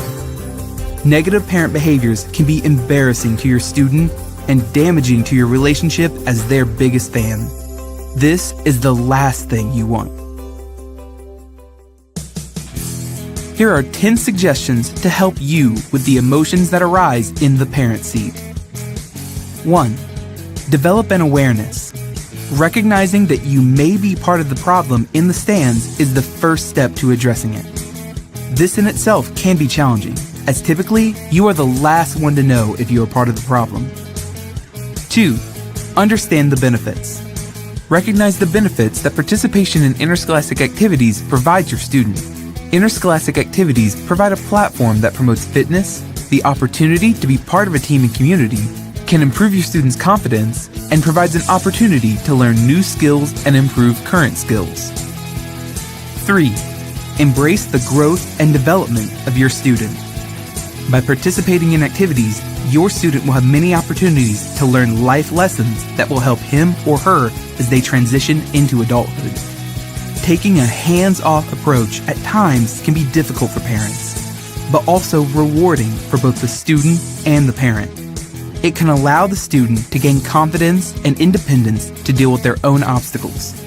And many times, this independence can be one of the most important challenges to strengthening trust in your relationship. Knowing that your student is struggling can bring some comfort because it is evidence that your student is on a path to adulthood. 4. Visualize yourself as a respectful spectator. Many studies indicate that the number one reason kids participate in sports and activities is to have fun. Please keep that top of mind and in perspective throughout the school year. Emphasize to your student that they should enjoy the experience and, above all, have fun. Understanding and communicating this perspective can provide balance and support when it is needed the most and ensure a fun and enjoyable interscholastic experience for your child. 5. Consider exercising before the event. Exercising doesn't necessarily mean a 60-minute workout. A short walk, deep breathing, or a few stretching exercises may be helpful to relieve stress. It is also a proven fact that exercise can release endorphins that help you deal with stress. 6. Participate in a relaxing activity. Find something that you enjoy doing, such as reading a book or listening to music before the event. Relaxing before a game, competition, or other event may help provide a positive state of mind as you prepare to watch your child participate in their activity. 7. Take a break. If your emotions begin to escalate while in the stands, a brief timeout may help you reset your emotions. It could be as simple as taking a restroom break, a trip to the concession stand, or a short walk. 8. The 24-hour rule. If you ever feel compelled to confront a coach, take some time to collect your thoughts and allow your emotions to settle before you do. If after 24 hours you still feel compelled to address an issue, call and schedule an appointment. 9. Be responsible. Be responsible in your decision making. You are a role model, and it is important to understand that not only is your child watching you, but so are other participating students. Be aware and set a good example for all of the young people in attendance. 10. Support your student. There are a lot of ways to let your student know that you are a supportive parent. Tell them that you love watching them participate, or how proud you are of the sacrifices they make to be part of a team. Once again, focus on the fun. Be a good listener when your student needs you.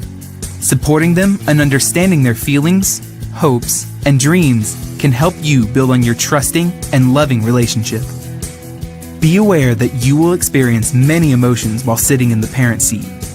Realizing there are challenges that come with the territory is an important step in supporting your students' participation in interscholastic activities. Students learn so much from their experiences that only activities can uniquely provide. You want your student to enjoy being part of a team and community without having to worry about what you may say or do in the stands. When your student looks back on their high school experience, what do you want them to remember? The experience should be enjoyable for you, beneficial for your student, and hopefully provides an opportunity to build a closer bond with your child. That opportunity begins now in the parent seat.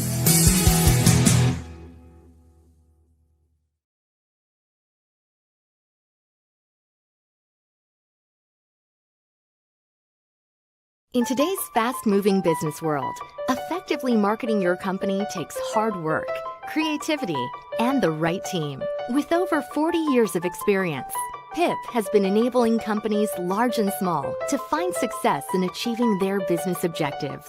We understand the challenges our clients face. That's why we have a variety of print solutions suited to fit your every need. Whatever your printing request may be, from a quick turnaround on a company brochure for an upcoming trade show, a direct mail piece that needs to be designed, printed, and mailed, to complex marketing projects, PIP is sure to have the right print solution for you. Nothing grabs attention like a well-crafted sign. It can transform virtually any surface into an eye-catching experience, boosting your marketing appeal. From banners, posters, floor graphics, and window decals, to wayfinding and yard signs. We not only help with sign design and getting it installed, we also integrate them into your overall marketing strategy, designed to help you win. PIP also provides best-in-class integrated marketing solutions to help you make the most out of your next campaign. Our approach to marketing ensures that your strategy is seamlessly executed across all media, online and offline, so your business always looks its best. At PIP, we understand it takes a team to achieve business growth, and that's why we're here to help. Get to know PIP and let us make your world a better place.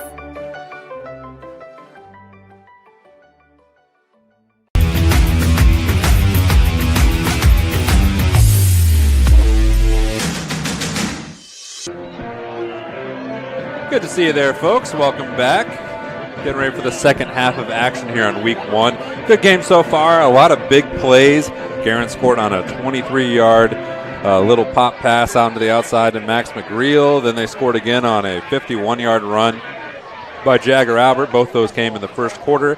Then McCutcheon answered with an 83-yard touchdown pass. A little, not quite a screen, but hitting the seam hard with Leighton Gibbs McGovern, and that's how we're at 14-7. But there are scores elsewhere in the state of Indiana. We're going to turn to our intrepid reporter, Trevor Brooks. Trevor, what's going on around the state? We got a couple of interesting ones, including both of our alma maters that play.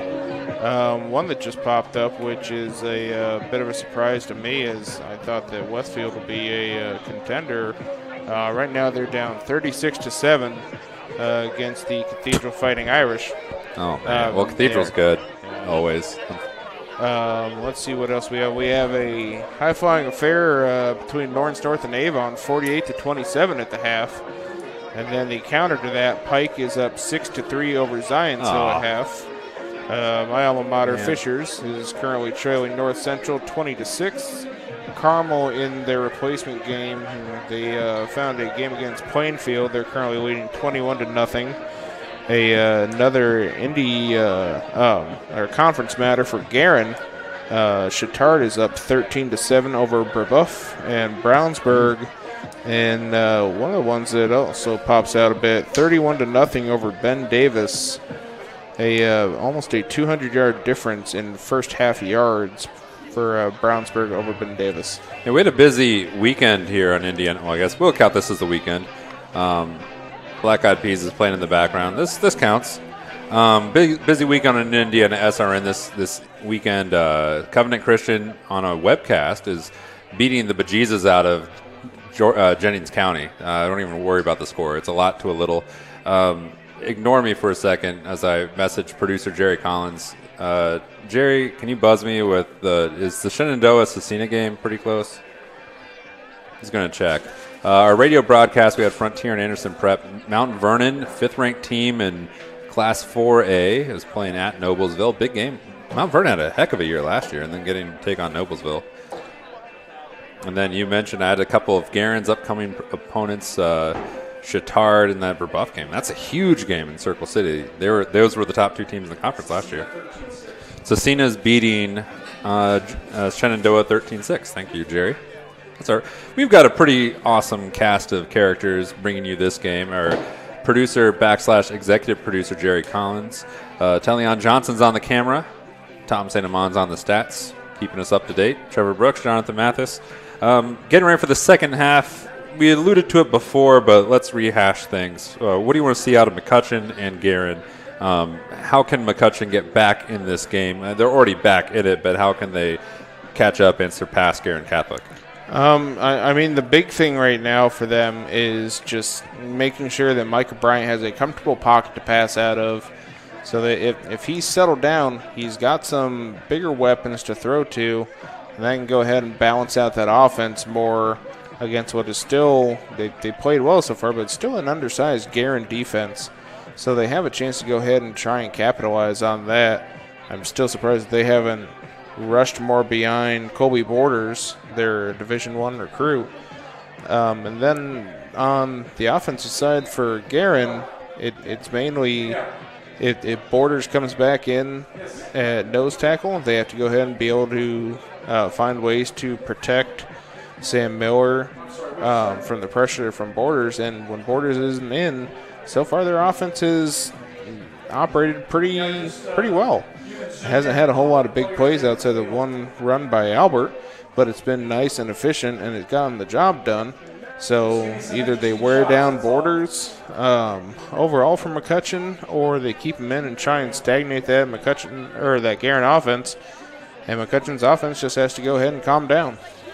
Yeah, looking at the Titus Bakery and Deli at Reynolds stat book, a couple family-owned businesses joining forces up in Atlanta. Go pay them a visit for breakfast or lunch. And at Up US 31, total offense, just where last time we reported this at the end of the first half, Guerin 143 yards, McCutcheon 149 through the air. McCutcheon 114, Guerin 50, although Sam Miller's 4 for 4 on the game. On the ground, heavily in favor of Guerin Catholic and heavily due to a giant touchdown run by Jagger Albert, 93-35 for McCutcheon. In the first down department, they're very even, and neither of these are very flattering numbers. McCutcheon has had 5 first downs. Guerin has had 4. And then when you look at the penalties, advantage Guerin.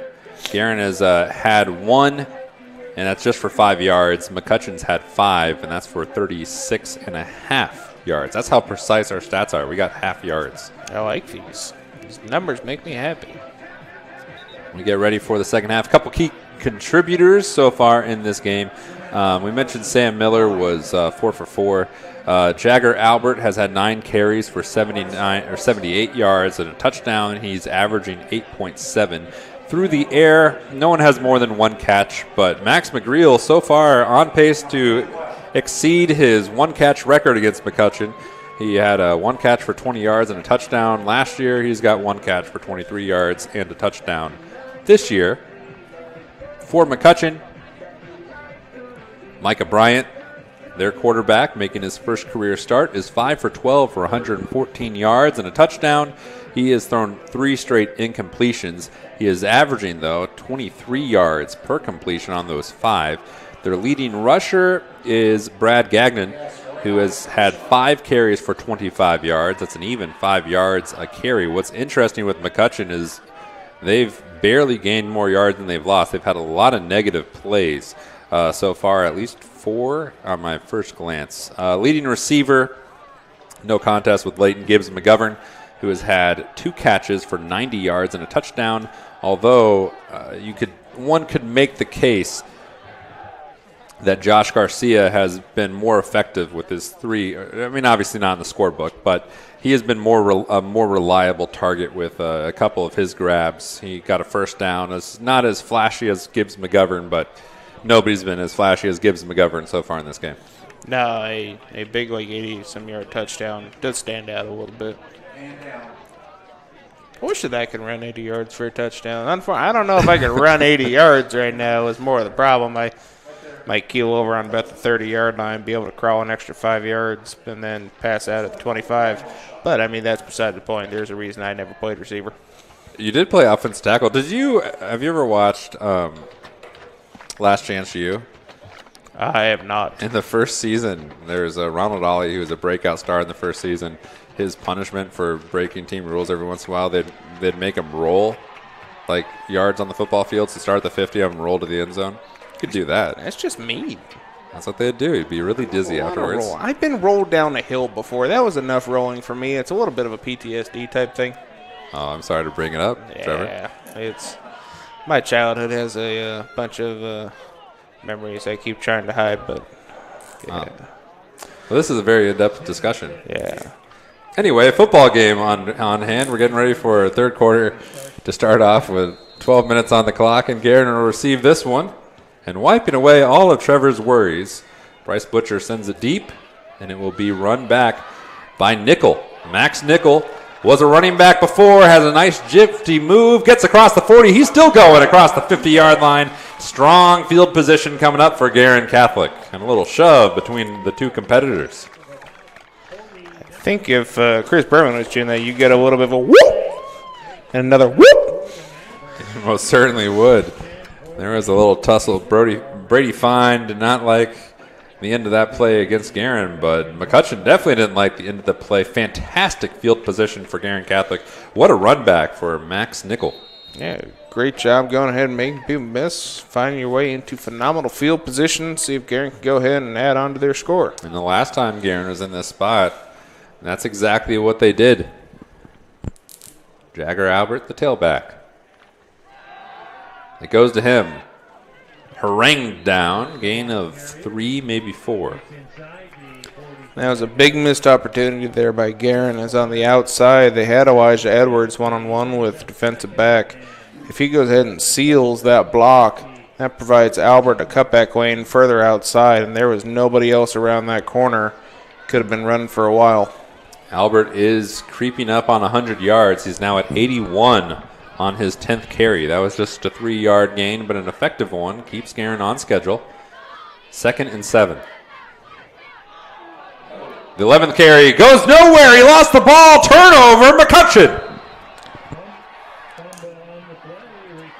That was just a rough blocking scheme. That pitch took way too long to go ahead and develop. Allowed too much time for penetration from that McCutcheon defense. Go ahead and get back there. As soon as Albert caught the ball, he just got walloped. Manuel Mangalanes, who has made an impact in this game. There's been a couple defenders that have. He has definitely been one of the stars. Aiden Zerfus had that special teams play, and now we'll see McCutcheon's first drive of the second half. What's the star play this time? I love the star play. We'll see what the star play is. We saw just the like green. the star in Mario Kart. Is he going to turn rainbows and start making sounds? Let's see. No rainbows. Oh. A lot of grunts. Gain of 2. No, he might be seeing rainbows. And stars. That might be what the star play was. Yeah. That's not a good idea. You're not supposed to design those. Like, it's supposed to be like you're supposed to, a Rainbow Road type play, so you just keep going and or like maybe fall off the edge, not run head forward into or straight forward into the Guerin defense. He ran straight forward in for a gain of 2. Gagnon now averaging 4.5 on the ground, which is not bad, but that's mostly due to one 13-yard run. It's been tough sledding, a couple yards in a cloud of dust for McCutcheon's running game. This one, a couple more yards, a lot more positive. A lot more dust. And it's going to be a much more manageable third down. Maybe got 4 or 5 yards. Yeah, nice solid gain, making sure that he falls forward. That's one of the biggest things I noticed with effective high school running backs. Just that constant falling forward motion to help gain that extra yard or so. Now we got star play again. The trip's at the bottom.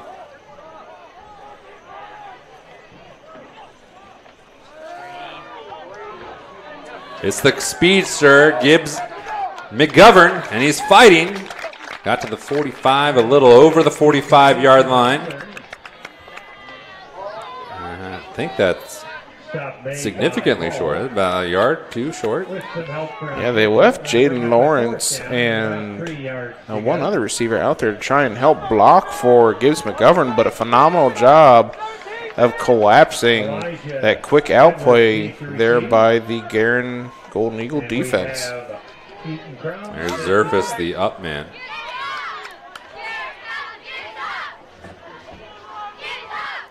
The punter's back there, don't worry. Zerfus just checked on him.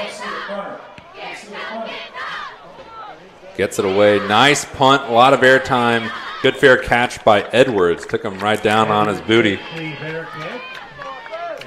And the special teams, punting-wise, has been really good for McCutcheon. Their kick coverage, not as strong, but they've been getting some very nice punts. Yeah, no, that was phenomenal hang time there. Go ahead and allow plenty of time to get the coverage down there on that one. And just keep Elijah Edwards from having any opportunity for a run back. And deep in their own territory, Golden Eagles start this drive. Glenn and Stubbs to the top, Edwards to the bottom. McGreal tight, right side. It's a screen. Edwards has speed, but aggressively there, John Schnary. And he bear hugged him to the ground. Yeah, not a lot. They went ahead and got their blockers going ahead. I don't think he was going to have an opportunity to get some room. Just, again, the play, there's been a couple times so far in this game that the Golden Eagles' plays have just taken far too long to develop. It's allowed for, even if your initial blocking scheme gets set properly, it's allowing McCutcheon defense to go ahead and adapt to it and flow to wherever they need to be going. Sam Miller's last 2 passes have gone for 0 yards. Completed but no gains. Likewise, this run might have gone backwards. Canary makes the stop. Yeah, right now the Golden Eagles offense is just stalling. They've got to get a little bit more creative on some of these plays. Try and find a little bit more time for Sam Miller to make something happen. Just opportunity to make something happen right now. Since that 51-yard gallop by Jagger Albert, he has gained 3 yards on the ground over the course of 6 carries. 3rd and 10. Oh, careful. Miller trying to make something out of it, and he's going to lose yards again. And dangerous punting situation for Guerin Catholic. The punting game has been a bit of a struggle the last couple of years for Guerin Catholic, and they're not doing themselves any favor in this situation, and we'll see how they handle it. And there for that sack that time was Magallanes again, going ahead and having himself a game. Unfortunately, there Sam Miller didn't need to panic. He went ahead and corralled that football. They had time to go ahead and get rid of it, just went ahead and tried to leave the pocket way too soon and couldn't make anything happen. Let's see what Ryan Glenn's able to do out of this situation back in his own end zone. He corks a rocket. Oh, he mishandled it. That's Lawrence. He had to dive on it. It ends up being a pretty good punt. Close to, if you factor in this distance in the infield, it's over 50 yards. Yeah, it was a huge benefit there for Guerin. Go ahead and get a nice bonus of him just mishandling that punt. Look at this rocket.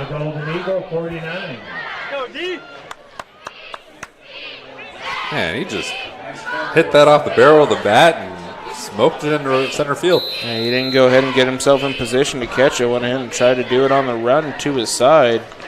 Went ahead and failed on him. We've had a turnover to begin this third quarter, but these first 6 minutes have not been model football to this point. We'll see what McCutcheon's able to do from the Guerin 49. They're not going to get back to the Guerin 49. They lost a couple yards. The interior of that offensive line, you had Borders go ahead and seal off the left side, but the interior allowed the defender to go ahead and get right back to, I believe it was Frank Gagnon, and bring him down for, it looks like, another 3-yard loss. And again, just difficulty on protection for McCutcheon right now. And we talked about this in the pregame, but if you're smaller than your opponent, you got to be quicker. And Guerin, you can see it. They're flocking to the ball, and they're going to hold him up. He got a couple yards, but it's just a gain of 2 from the original spot. So a decent gain for Gagnon, but it's going to be a 3rd and long for McCutcheon. Yeah, I don't know how Gagnon still managed the yards that he just got there. That was a phenomenal run by him to get what he did. It looks like it's going to be 3rd and 8. He managed a 5-yard gain after Alex Ternay had him dead to rights after splitting the gap up front for what probably would have been about another 2-yard loss. Garcia's in the slot to the top. Outside him, Brody Fine. Bottom of the screen, Jaden Lawrence. Gagnon in the backfield with Bryant. Looked like they had a screen set up, but they throw over them all, and Garcia had the first down and then was pile driven into the ground by Danny Rode. Yeah, that was a phenomenal job. Michael Bryant go ahead and staying composed. He had 2 defenders that went ahead and flanked out with him. He wasn't going to have a running lane. I think the mistake there happened when Elijah Edwards went ahead and tried to go ahead and close that gap initially. The other defenders already had him set up, allowed for a throwing window for Bryant to get it out. It might have been his best throw of the game. Gagnon, nice hesitation run, lunging forward for the first down. And here's some momentum going for the McCutcheon Mavericks. Yeah, the little hesitation there got Guerin to bite on it, then allowed for Gagnon to go ahead and flow through a hole again. This is a nice couple plays by McCutcheon first on a bit of a botched play with Gagnon, then 2 solid ones. It ends up being a 2nd and 1. Gagnon will get the first down here. That last run was a 9-yarder. This run much shorter, but it was enough. And the Mavericks continue their momentum as they creep closer to the red zone. It's another great job by Alex Ternay there, going in and splitting the gap and getting into the backfield. Just a better job by Brad Gagnon to go ahead and fall forward to get that first down. Lawrence and Garcia at the bottom of your screen. Garcia in his slot position where he's been so effective so far tonight. Wide to the top is Gibbs McGovern.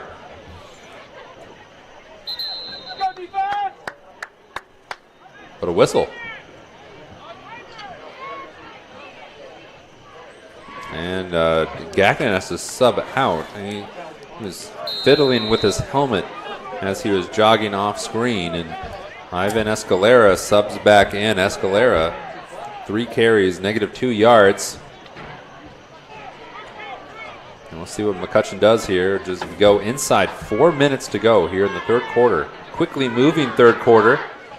And the Mavericks are on the move. Quick hitter. Dropped ball by Leighton Gibbs McGovern. But all things considered, Micah Bryant, his passing has been much, much better this quarter than in the first half. Yeah, he's looked a lot more comfortable, and really on that one, that was a good throw to his receiver. Just a great job by Daniel Rode coming in and breaking that pass up. Great timing on his hit. But yeah, Bryant looks like he's either on the run so far or in the pocket. He looks a lot more comfortable. Same receivers in similar spots. Closer splits than they were last time. 2nd and 10.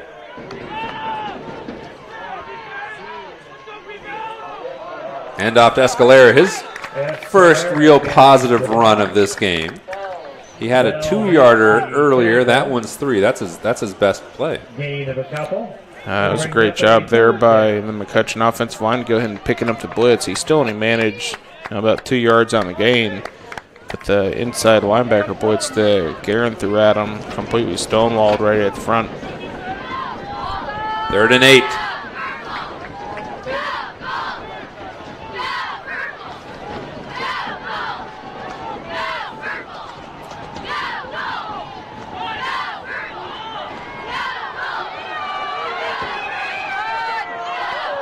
Looks end zone.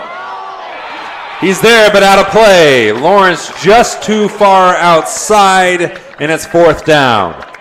That's too bad for Bryant. He went ahead and phenomenal protection from the McCutcheon offensive line. Gave Bryant plenty of time. Bryant found his receiver where he needed to. Just threw him a little deep. I think Lawrence went ahead and let him just here a it is little again. bit much. Let's see here. Be right at the end. Yeah, I don't think there's he would have to have a heck of a vertical to go ahead and make that jump and stay in bounds. McCutcheon's going to try to cut this to a 4-point game here. If Ryan Denham. And it's on the way, and it's no good. A 7-point lead remains intact for Guerin. With 2:54 to go, and Guerin is going to look to get something going. But back to that play between Bryant and Lawrence. It kind of goes a little bit both ways. Lawrence ran deep, but maybe if Bryant zipped it in there a little bit more, he would have been able to get it at the before he went out of play. But he floated it just too much. Yeah, he had his man. He had beaten both the safety and the DB. Just unfortunately, just threw it just a little long. I don't think Lawrence can make that play in bounds. Good look, but Guerin goes in and catches a break on that.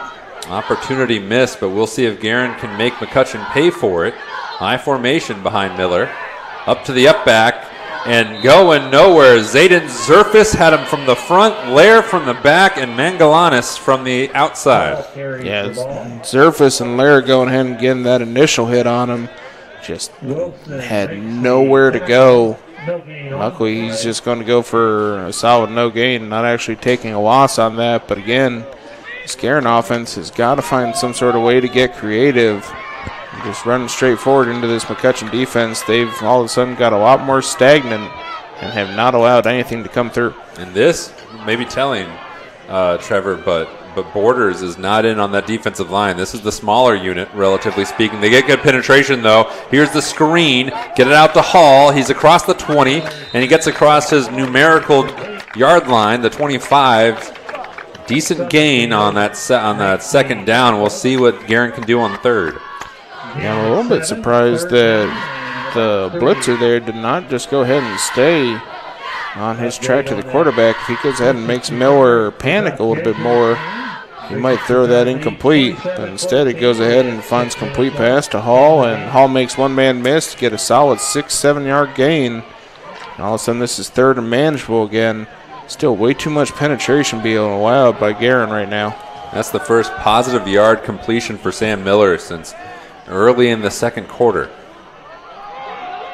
It's Jagger Albert. He's got 3 yards to go. A flag is down. He was short, and we'll see what the ruling is. On the field. Zerkas makes the stop.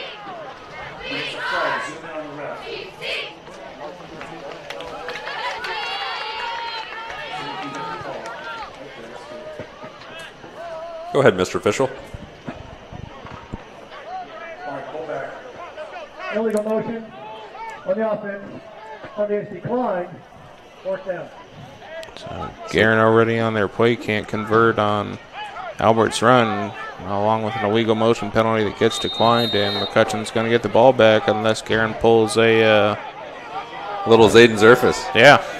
But this third quarter has been filled with what we could generously describe as excellent teaching moments for head coach Tom Dilley. Oh, yeah, dilly. There's going to be a lot of... his knee was down.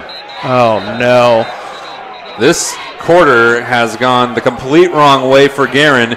Ryan Glenn genuflected to field a low snap, and his knee touched. And so McCutcheon will take over at the 15. Here's the look, Trevor. It wasn't even that low. It's the second time I've seen that the last couple of years. Unfortunately, that just happens to be the rule for high school football. And now the Mavericks get golden field position here. 15-yard line. Yeah, I mean, that would have been, in the NFL, that would have been legal what he did. He could have got down, picked it up. College, he would have been down after if he was down after he grabbed it. But he was down here, and timeout on the field. I believe we'll take one, too. You're watching Golden Eagle TV, powered by Indiana SRN. Parents, do you like free food?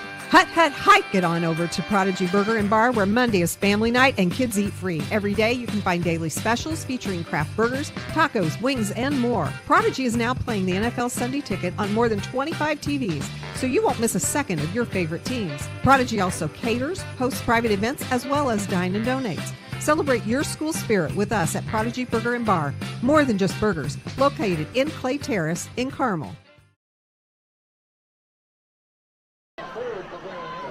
Well, McCutcheon has already had one golden opportunity in this third quarter. And now Trevor Brooks, they've been given another one, and we'll see if this is a tall demand for this Guerin Catholic defense. They've been really good so far, but this is the second time in a row, second time in the last 5 minutes of game time where the Guerin Catholic defense is being put in a very precarious position. Yeah, you're throwing them out a lot. And again, this is the first game. And this is a lot to go through to repeatedly ask your defense to come through and stand tall against an offense that's finally finding a little bit of rhythm. See if they can do it again.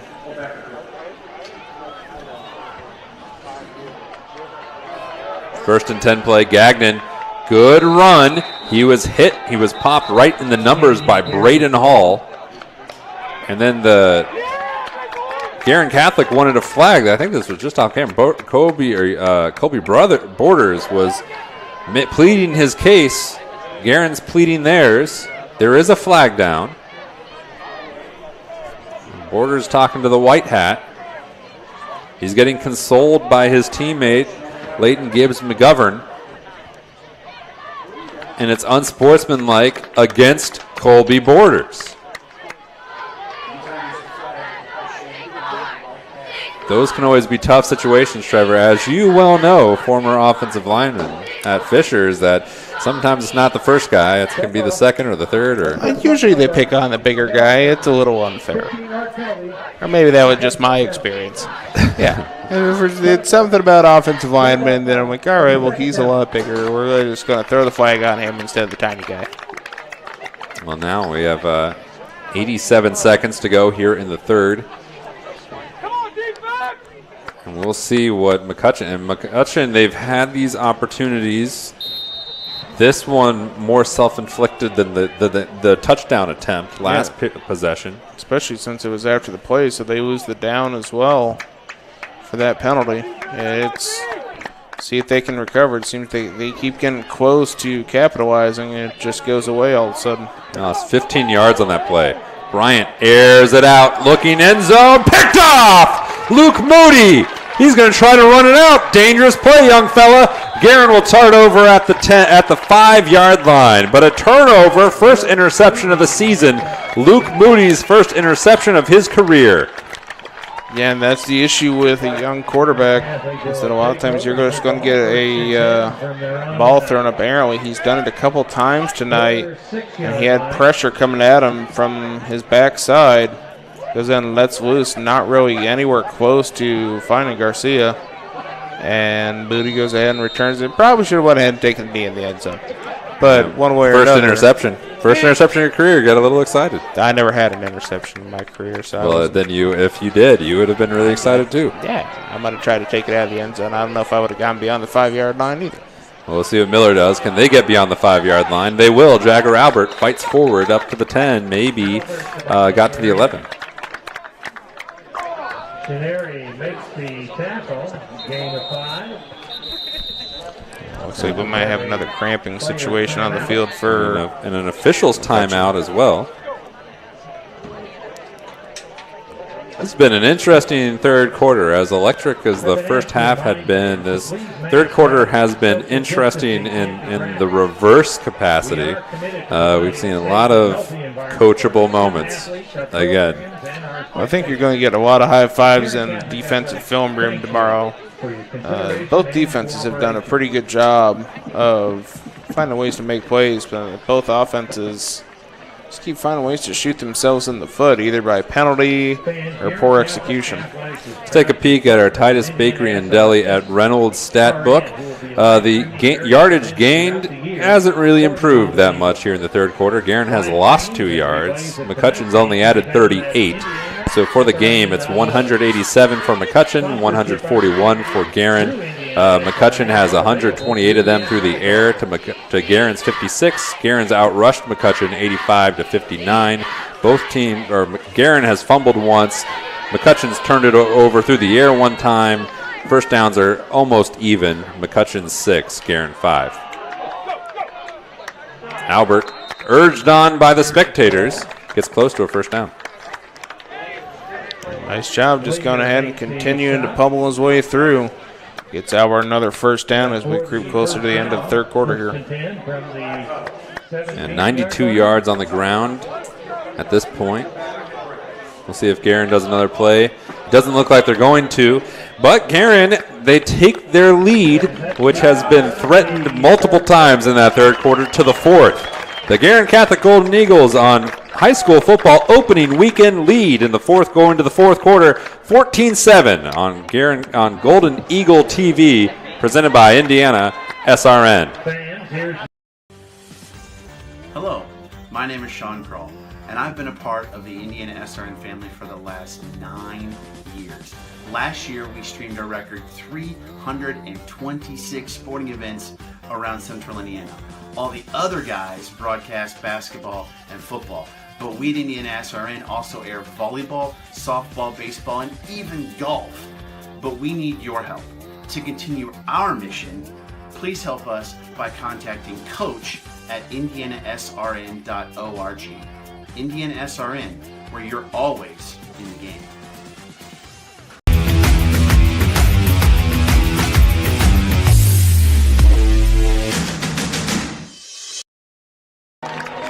Hey folks, if you would like to see more of your favorite high school team, whether it be Guerin or McCutcheon or someone else, you could do so by following us on Indiana SRN. We've got a lot of great content also on our Twitter page, but here on YouTube you could see highlights or full games from our past performances, including tonight's, which has been a very interesting, I don't mean that in a negative way, I mean that in an honest way, a very interesting first game of the year, and Guerin looking at a first down deep in their own territory.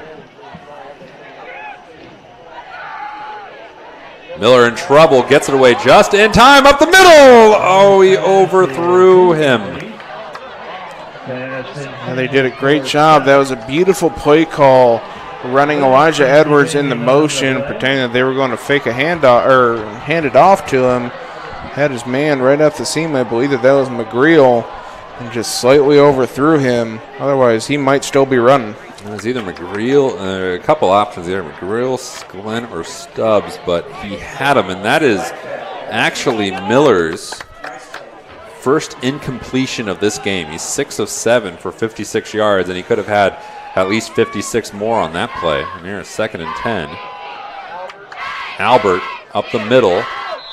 And it's going to be a long third down attempt coming up for the Golden Eagles, who it's been a tale of, I would say, two halves, but that might be generous. It's really a huge difference between that first quarter, what we saw in Guerin Catholic, and then in the last couple of quarters. Yeah, it's been completely night and day. You know, just the ability to move the ball in the first quarter looked so easy, and they had a couple creative plays.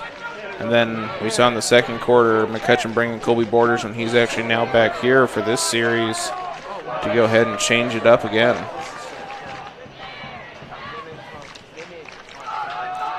Albert, safe play call, fights forward, goes down. But to Trevor's point, in the first quarter, Guerin gained 78 yards. And then in the last two quarters, in the second and the third, they had 69. Gain of about 3 or 4 yards. That brings up 4th and a long 4.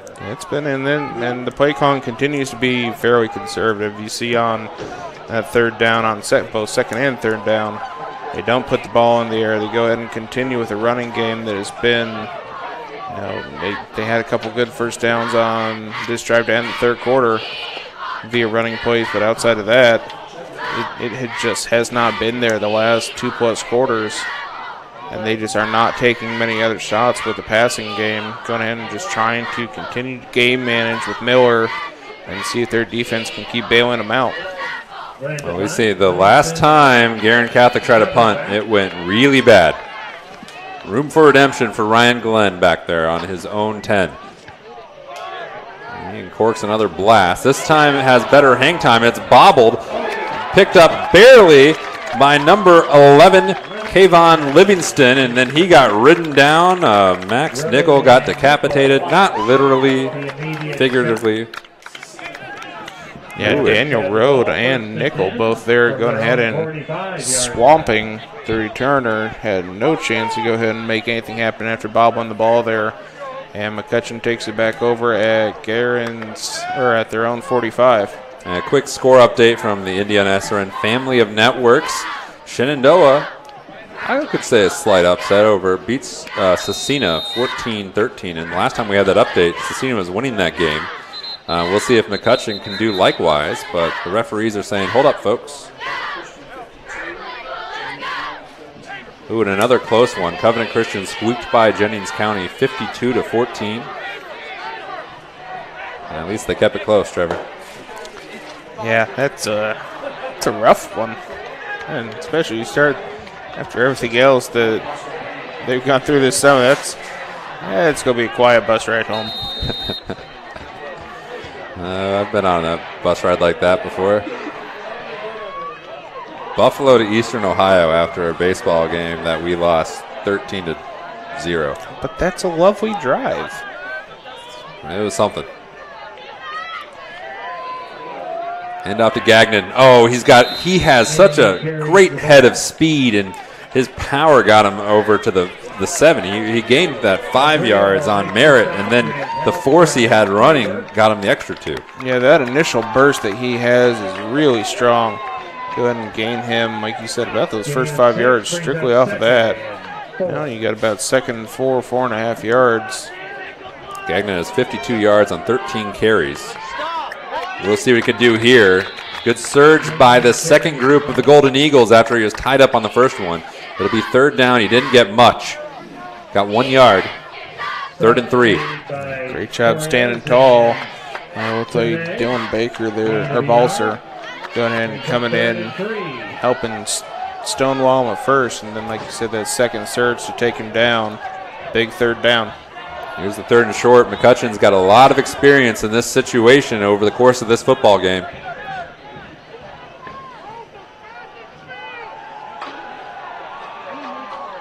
Gibbs McGovern wide by himself to the top.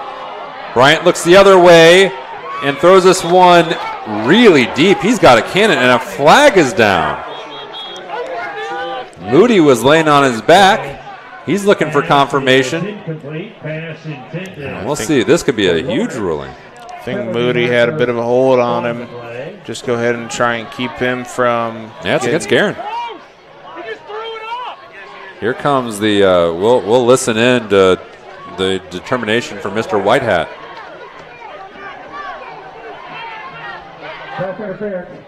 Defense, 15-yard penalty.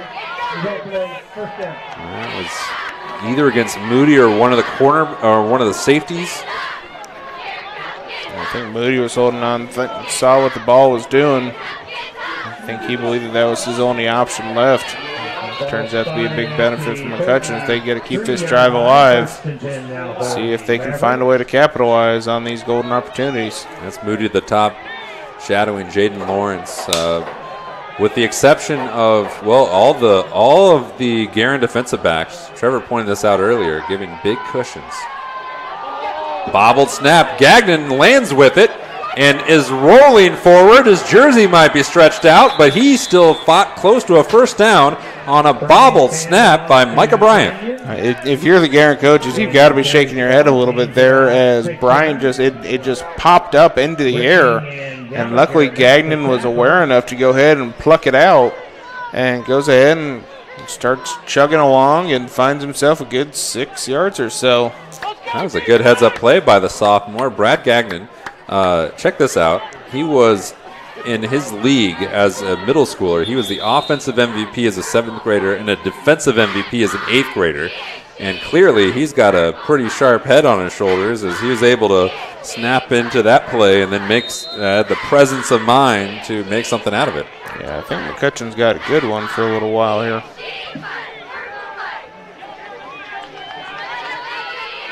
He has 59 yards on 15 carries, just under a 4-yard average. Showing blitz, taking blitz, Gagnon fighting forward, maybe one, maybe nothing. Alex Ternay in on the tackle. Alex Ternay's been doing a good job going ahead and just finding some sort of gap to go ahead and move into, slow down some of these runs and some of their pass plays as well. And we're back to 3rd and short. In another big situation for the Guerin Catholic defense that has held up so well in these situations so far this game.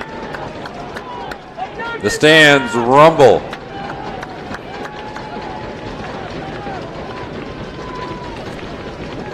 Bryant heaves it. Gibbs McGovern's there and way out of play over the sand trap. 4th down. And Guerin gets a huge break by the fact that for some reason Bryant didn't look over to the left flat where he had Garcia go ahead and sitting. Probably would have been able to go ahead and motor his way into a first down there. Instead he goes in and takes a shot and just overthrows his other receiver, and now we're at 4th and 4. Let's try this again.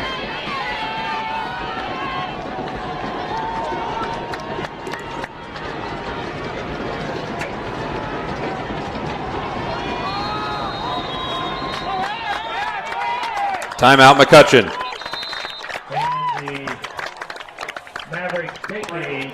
We'll be back. Guerin leads. McCutcheon's driving on Golden Eagle TV, powered by Indiana SRN. Burtner Electric Incorporated has been proudly serving our residential and commercial customers with quality electrical repair for over 33 years. We are fully licensed and insured in electrical wiring and electrician service packages. You'll receive a competitive assessment whether you're a homeowner or a business owner, first-time or long-time customer. We offer free estimates for any new project. Call our licensed and experienced electricians today.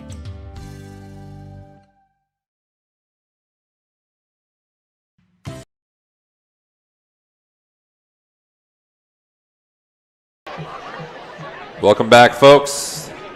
Tough decision coming up here for these fellas. They have been threatening, it feels like, this entire second half. And they need a break to go their way. They've had some opportunities, they've had some overthrows, but they haven't been able to capitalize, even though Guerin has given them the opportunities.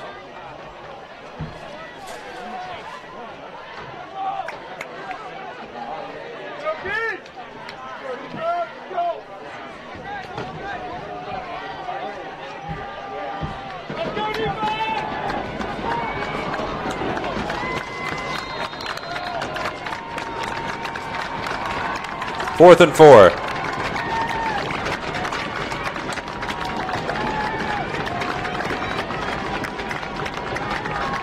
Bell and Balser stare in from the corners.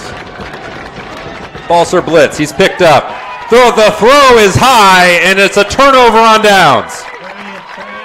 Again, he had that slant route open, went ahead and had Gibbs McGovern had his body positioned to go ahead and take that in, just he overthrew him.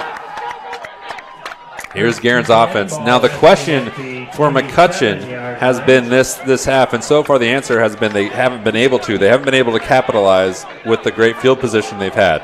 For Guerin's question is, can they get anything going? Because they haven't had anything going really since the first drive of the second quarter. No, and eventually something's going to give on their defensive end. They've got to find some sort of way to give their defense a bit of a break this half. It's not going to be on this play. Mangalanis swarms Jagger, Albert, JT Lair was there as well. And Mangalanis is just waiting there. He's already, they aren't assigning anybody to block him there. He's just waiting to see whether or not he gives the ball off to Albert or if Miller keeps it. They've got to change their blocking scheme a little bit to account for that. And they've just got to find some sort of creativity just to throw some sort of wrench into the operation. Braden Hall has been subbed back in, the senior fullback. That line right there, that has been the strength of McCutcheon defense. They got off well again. This play is blown dead.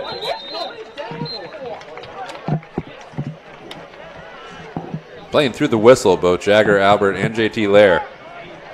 And that's both the trait of both those two players. Why did they blow the whistle for so early?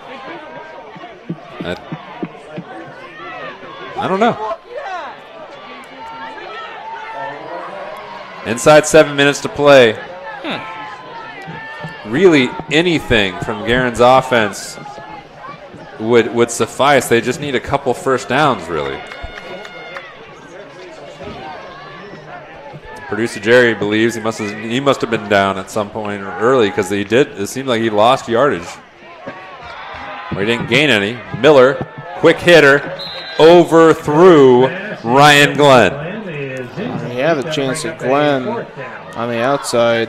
It's still a little bit more of a difficult throw if he works through his progressions. He had Elijah Edwards up the seam for a lot easier throw, it seemed, but instead we get 4th and 11. They'll be punting away and give it another chance to see if McCutcheon can go ahead and capitalize on some of this phenomenal field position. You said it well. Once again, McCutcheon's going to get another chance at tying this football game. Ryan Glenn into punt. He's had an adventure. It's a dribbler. Oh. We were both oohing at the same point. Cam Little was ever so close. It might have just been our line of sight, but his foot and that ball were very close together. That was, yeah. What's not football, the football. Very literal at the juncture. 6:15 to play in this football game. Micah Bryant, who has shown so much promise in this game. You can see what they like in him, they being McCutcheon, but you look at the numbers, he's 7 of 19 for 128 and a pick to go with the 1 touchdown. You know, at this point, the receivers keep finding their way behind Guerin's defense. I almost just go ahead and say, chuck it up 3 times and see if your guys come down with a big play, one of them. Well, if you're going to do it, this would be the distance because he wouldn't be able to overthrow him from 60 yards out. They try the draw, and it doesn't work at all. Fancher was there, as was Hall, Balser, everybody. Ternay. Adam Novlin was involved.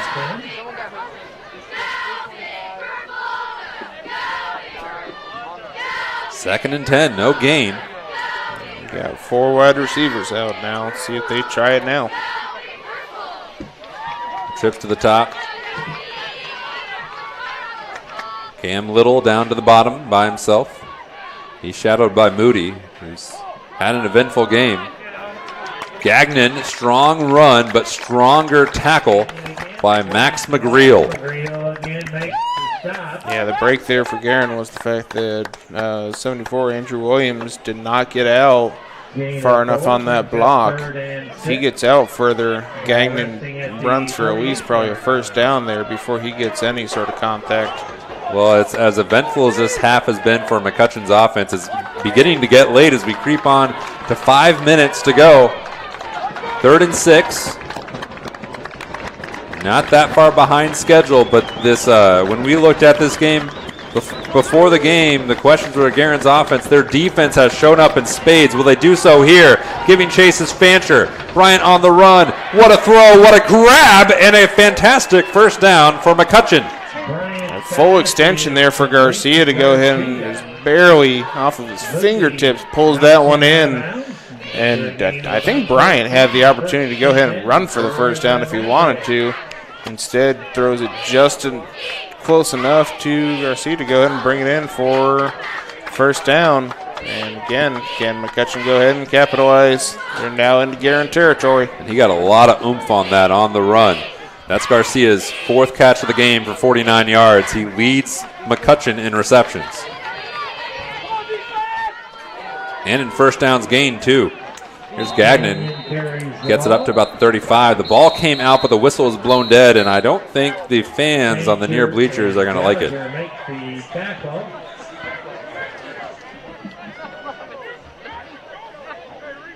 Or they'll be indifferent. They seem fine. They handled that pretty well. There's not a whole lot of discontent. Well, this could be the pace of this drive. This could be McCutcheon's moment. There aren't going to be that many more minutes left in this game if they do not score here. 4 minutes to go. 2nd and 7. McCutcheon again in striking distance. Gagnon gets him closer, moving the pile. He's about a yard short of the first down, folks. Balser makes the stop. Going to have just shy. See if they go ahead and give it again. Just let him, that initial burst. I think might be able to get him the first down here. Let's see what they do. 3rd and 1. It is Gagnon. Churns in, hit back. Did Guerin hold? It's close.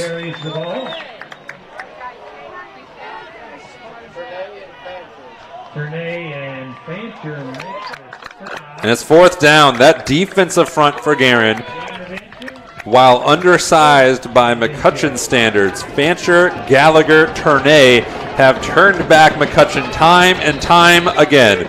We're inside 3 minutes to go. It's 4th down. Timeout on the play.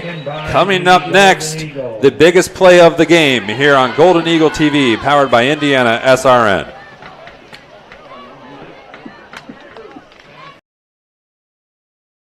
Your home and office make up a big part of your world. Sometimes trying to manage it all on your own can make you feel like you have the weight of the world on your shoulders. And when the weight of the world is on your shoulders, you need a strong back or two to come to your rescue and haul your stress away. You need the College Hunks. Whether it's time to clear some space for new memories, to reinvent the room around you, or to simply pack up and move into a fresh new beginning, you can count on the Hunks to bear your burden so you don't have to.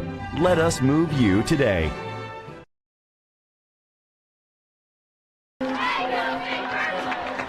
Welcome back, folks. We teased it. Biggest play of the game. 4th and 1.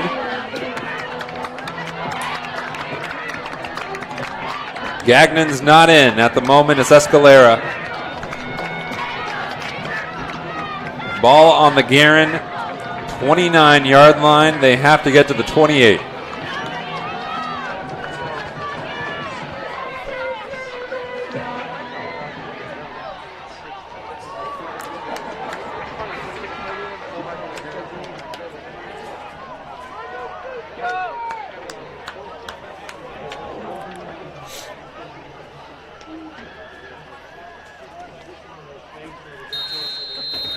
Here we go.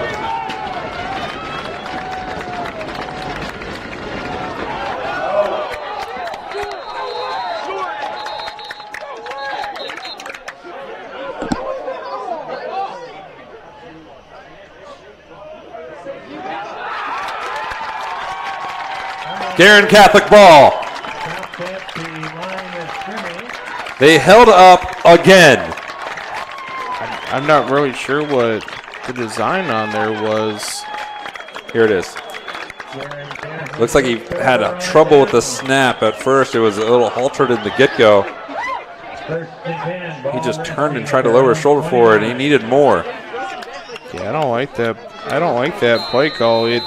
Brian just goes ahead and he gets it and just kind of rolls over onto his side, hoping that's enough. And also, I've got to assume that something might be wrong with Gagnon, because otherwise I don't understand why you wouldn't have him in there. And off to the up back, getting a little bit, but the Guerin Catholic defense has bailed out this football team this entire second half. Magallanes again in there for McCutcheon. He's played so well. I mean, you're right to point that out. McCutcheon's defense is equally played. I mean, they've stonewalled Guerin for most of this football game. And they keep switching it up on, battering him a couple times with Colby Borders and then switching now for more of a finesse style again. Borders is in. He's with Lair and Magallanes.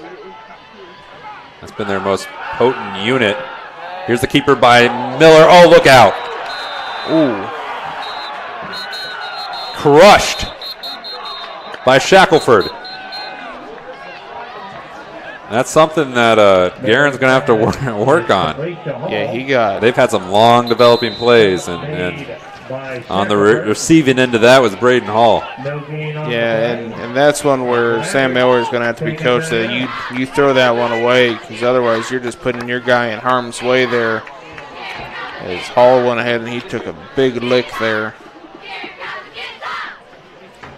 It's been interesting looking at the Titus Baker and Deli Reynolds' stat line. His passing numbers for Miller: first attempt 16 yards, second attempt 23, third 11, then 0, 0, 6, incomplete, -2. I don't think that's what they scripted. I don't think so. He's 7 of 9 for 54 yards. If we look at the numbers on the game for these two teams, McCutcheon has outgained Guerin by a ton, 227 to 152. Well, Guerin only has, single-digit yards in the second half right now? They have 9 yards in the second half. All right. Wolf. 4 passing yards and 5 on the ground.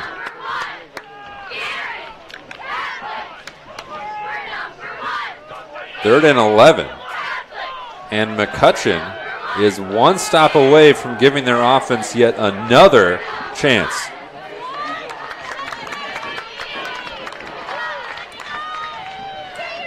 Great pictures by our cameraman, Tellion Johnson, by the way. Just a little interjection. It's very picturesque. Yes, it is.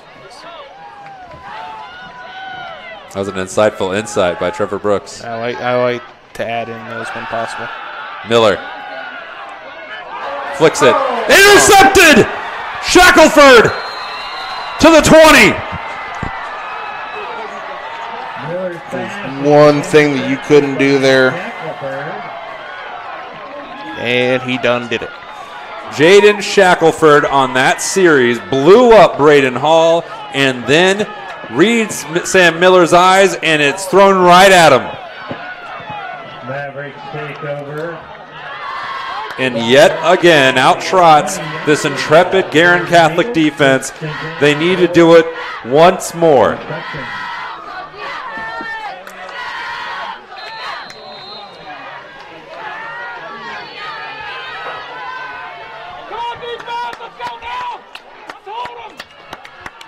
Fancher, Gallagher, Turnay, that three-man front that has held up so well this game. Rode on the outside.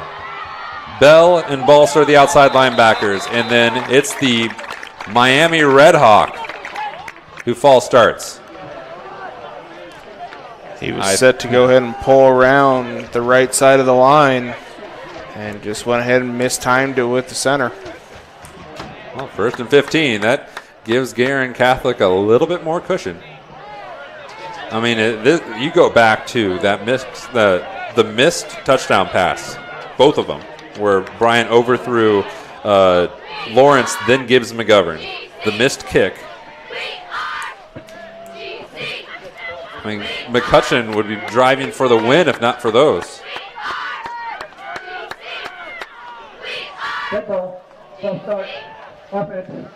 In case you were wondering.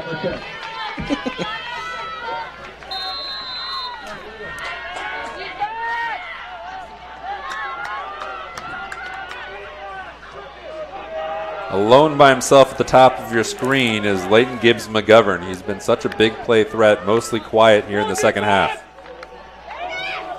It's Gagnon.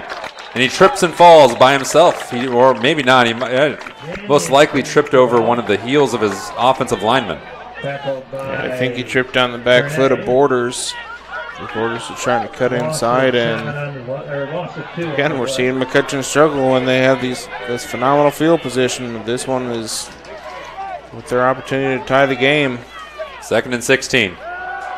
Bryant will run. Oh, he held up. He gave up about 5 yards on that play.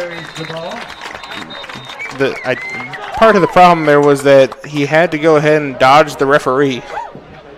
The referee was in his direct path of where he was trying to run right away. Otherwise, he might have run for an extra couple yards forward. Instead, he tries to cut out. And now we're at 3rd and 10. 73 seconds to go. And this is unfamiliar territory for Guerin Catholic's defense. They're used to facing 3rd and 4, 3rd and 3. Yeah. Like, they're on the right side of the field, but they're in a for sure passing situation. Like, I don't think that they've been able to game plan for that so far. They can just go ahead and rush the 3 and then just drop 8 back. If the Golden Eagle defense holds up yet again, those 11 young men deserve a. There's going to be. There might even be some Titus donuts in the meeting room tomorrow morning. They might be still before going to bed. They might be able to go there before bed. Hold on, we might be getting Titus donuts here. Stand by. We'll check on that. I think Keith By the way, Myers thank you to do sponsorship Titus Bakery and Deli at Reynolds in Atlanta, Indiana. Just north, not an easy driving distance of Guerin Catholic High School. We turn our attention to that football field. 3rd and 10. Another 3rd down facing this Guerin Catholic defense. Can McCutcheon capitalize finally?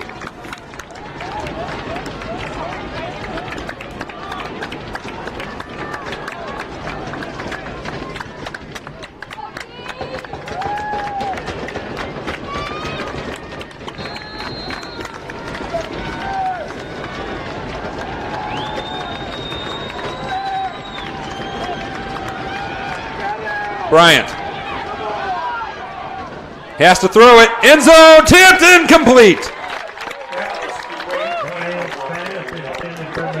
I'm shocked that I thought that there was going to be a flag because it looked like a pretty big push off there by Gibbs McGovern. But good job of coverage by the Golden Eagles there to go ahead and make the pass difficult to come across one way or another. And now it's 4th and 10. 66 seconds to go.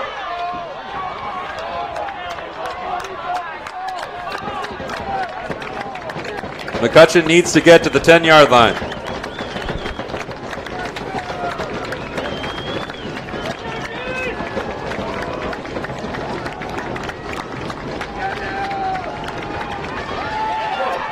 He has time. He has a man. Incomplete. But a flag on Danny Road. I would hope that there's offsetting flags because the left guard about tackled the defensive tackle. We'll listen in. This is a huge ruling. If it is just pass interference, it would not be on the goal line. It would be a gain of 15. It's against Guerin. Here it is, Trevor. His head was around, but the hand into the middle of the chest is what got it called. I'm just really confused on why there aren't offsetting penalties.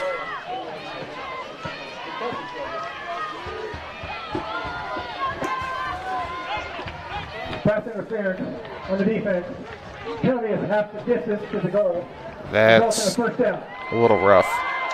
Here it is again.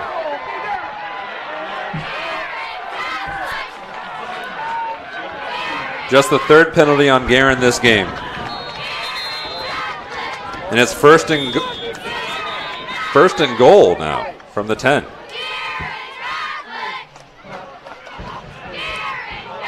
And to build the drama, another timeout.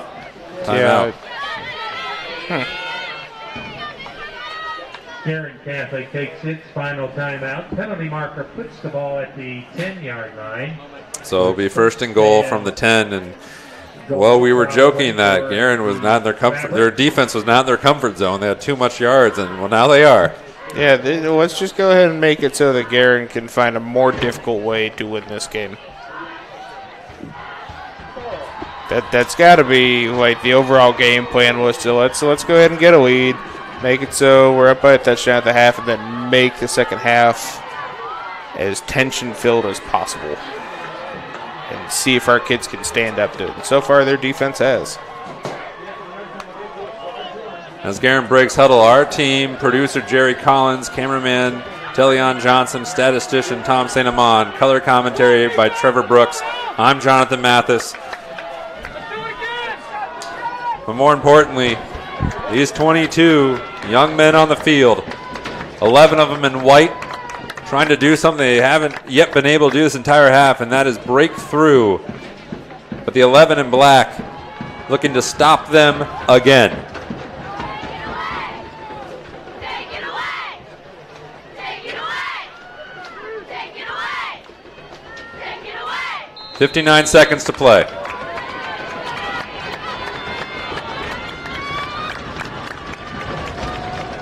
Bryant in trouble.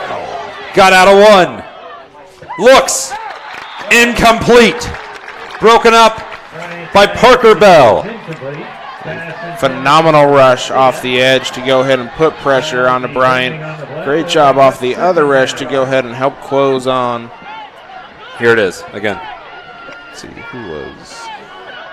It was McGreal at the very end, and then Bell laying out. And 25, Braden Hall going ahead and putting on the pressure, forcing Bryant to go ahead. That words are hard, especially with this much tension. To go ahead and put the pressure. Timeout.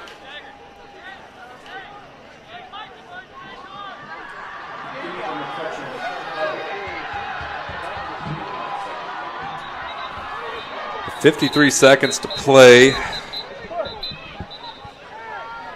Man, this game has had one thing about low-scoring games, and this doesn't. In the first half, it didn't feel like a low-scoring game. We had huge play, huge play, huge play. But low-scoring games, they produce drama at the end. And here we are, hanging in, 2nd and 10. Inside a minute. Bryant will throw again.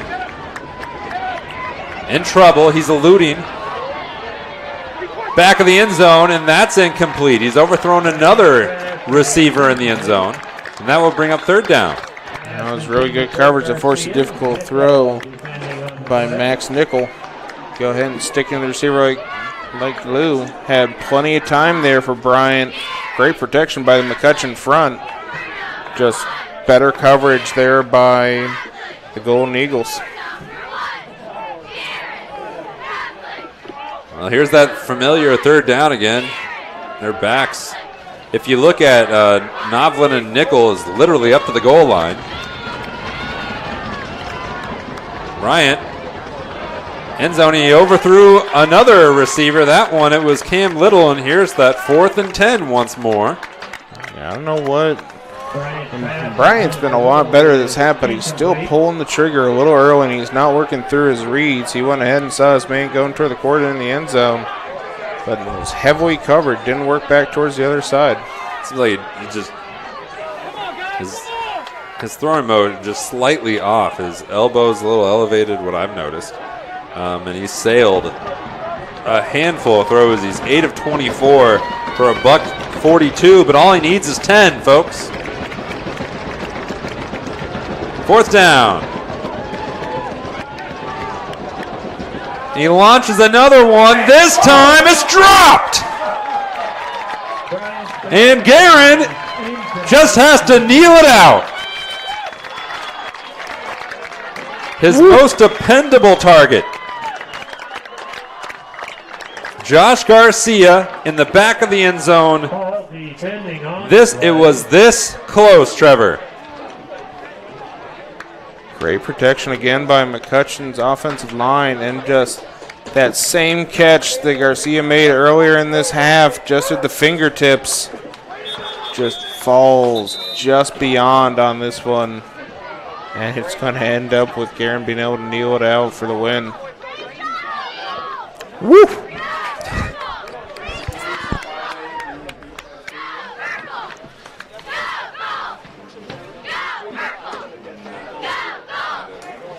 This isn't Guerin playing up 2 classes for this game, knocking off a 5A school that entered the year in the top 20, in the top 15 in the coaches poll, not in the media, but in the coaches. But a lot was thought of this McCutcheon team, and you can see it. Their defense is good, but there was so much unfamiliarity on the offensive side, and they came up 7 points short. And that defense by Guerin Catholic, you can't say enough about them. They all deserve a slew of helmet stickers. No, it's the bend don't break philosophy, and they went ahead and they did a phenomenal job of limiting McCutcheon. You had the one big play by Leighton McGibbs McGovern, and really that's been it. Otherwise, they've been put in difficult position time and time again, and have gone in and stood tall and kept them back out of the end zone. Coming up next week, or not next week, tomorrow, on Indiana SRN at 5 p.m., Guerin Catholic girls soccer takes on a huge power in their sport in Carmel. That is at 5 p.m. here on Indiana SRN. We hope you will join us. The football team takes back to the field on August 28th. That's a week from tonight at Decatur Central High School on the south side. Decatur Central, number 5 team in 5A. They knocked off one of them. They got another chance at another one. McCutcheon will go home for the next 2 games. West Lafayette next week. Lafayette Jeff to begin September. Hard-fought game. Both of these defenses have earned it. The offenses have room to work. But it's going to be a 1-0 record for Guerin Catholic. And it'll be official in just a few seconds.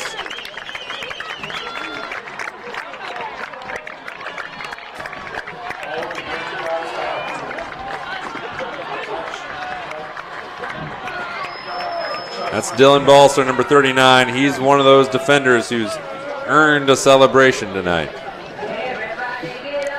Yeah, this defense overall on each level just played their heart out tonight. goes ahead and comes out with a W in week 1 of the Indiana high school football season. Takeaways from you, Trevor, for Guerin Catholic and McCutcheon. Honestly, I was so worried about the size of Guerin's defensive line being a concern and their ability to split the gaps like they did throughout this game. First of all, it's phenomenal coaching, but the sheer execution, it's not an easy thing to do when you're undersized to constantly figure out how to battle through that, and yet they repeatedly did. They did a phenomenal job. They limited the McCutcheon run game. They caused pressure at various points throughout the game on Micah Bryant, in addition to great coverage. The offense obviously has a lot of work to do. You can't keep putting your defense in position like this. If you continue, or if you go up against any more veteran offenses, then this is going to probably be a little bit rougher of a game for them. That they're going to have to try and keep up on the scoreboard with those teams. They've got to find a way to execute better on the offensive end.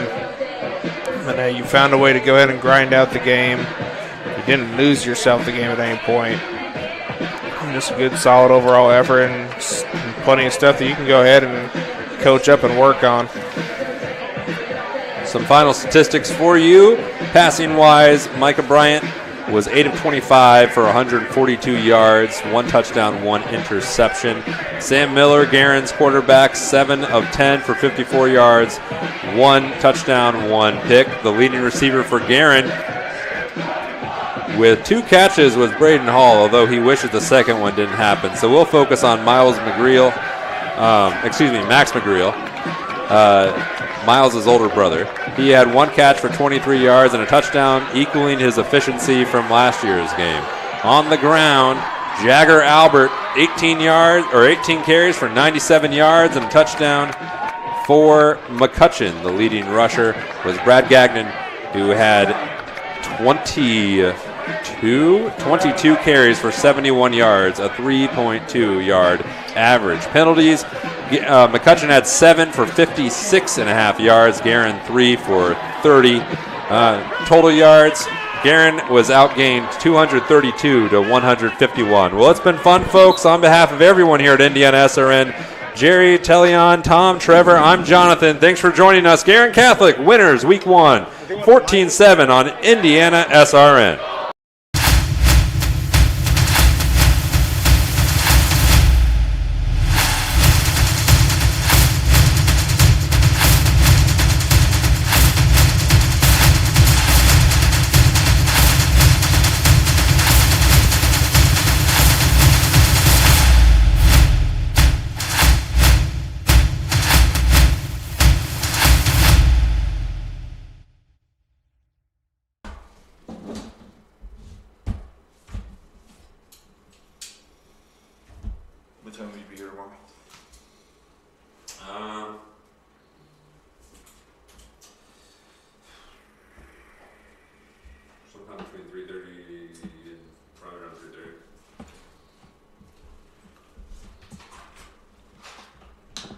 All right, sir, thank you.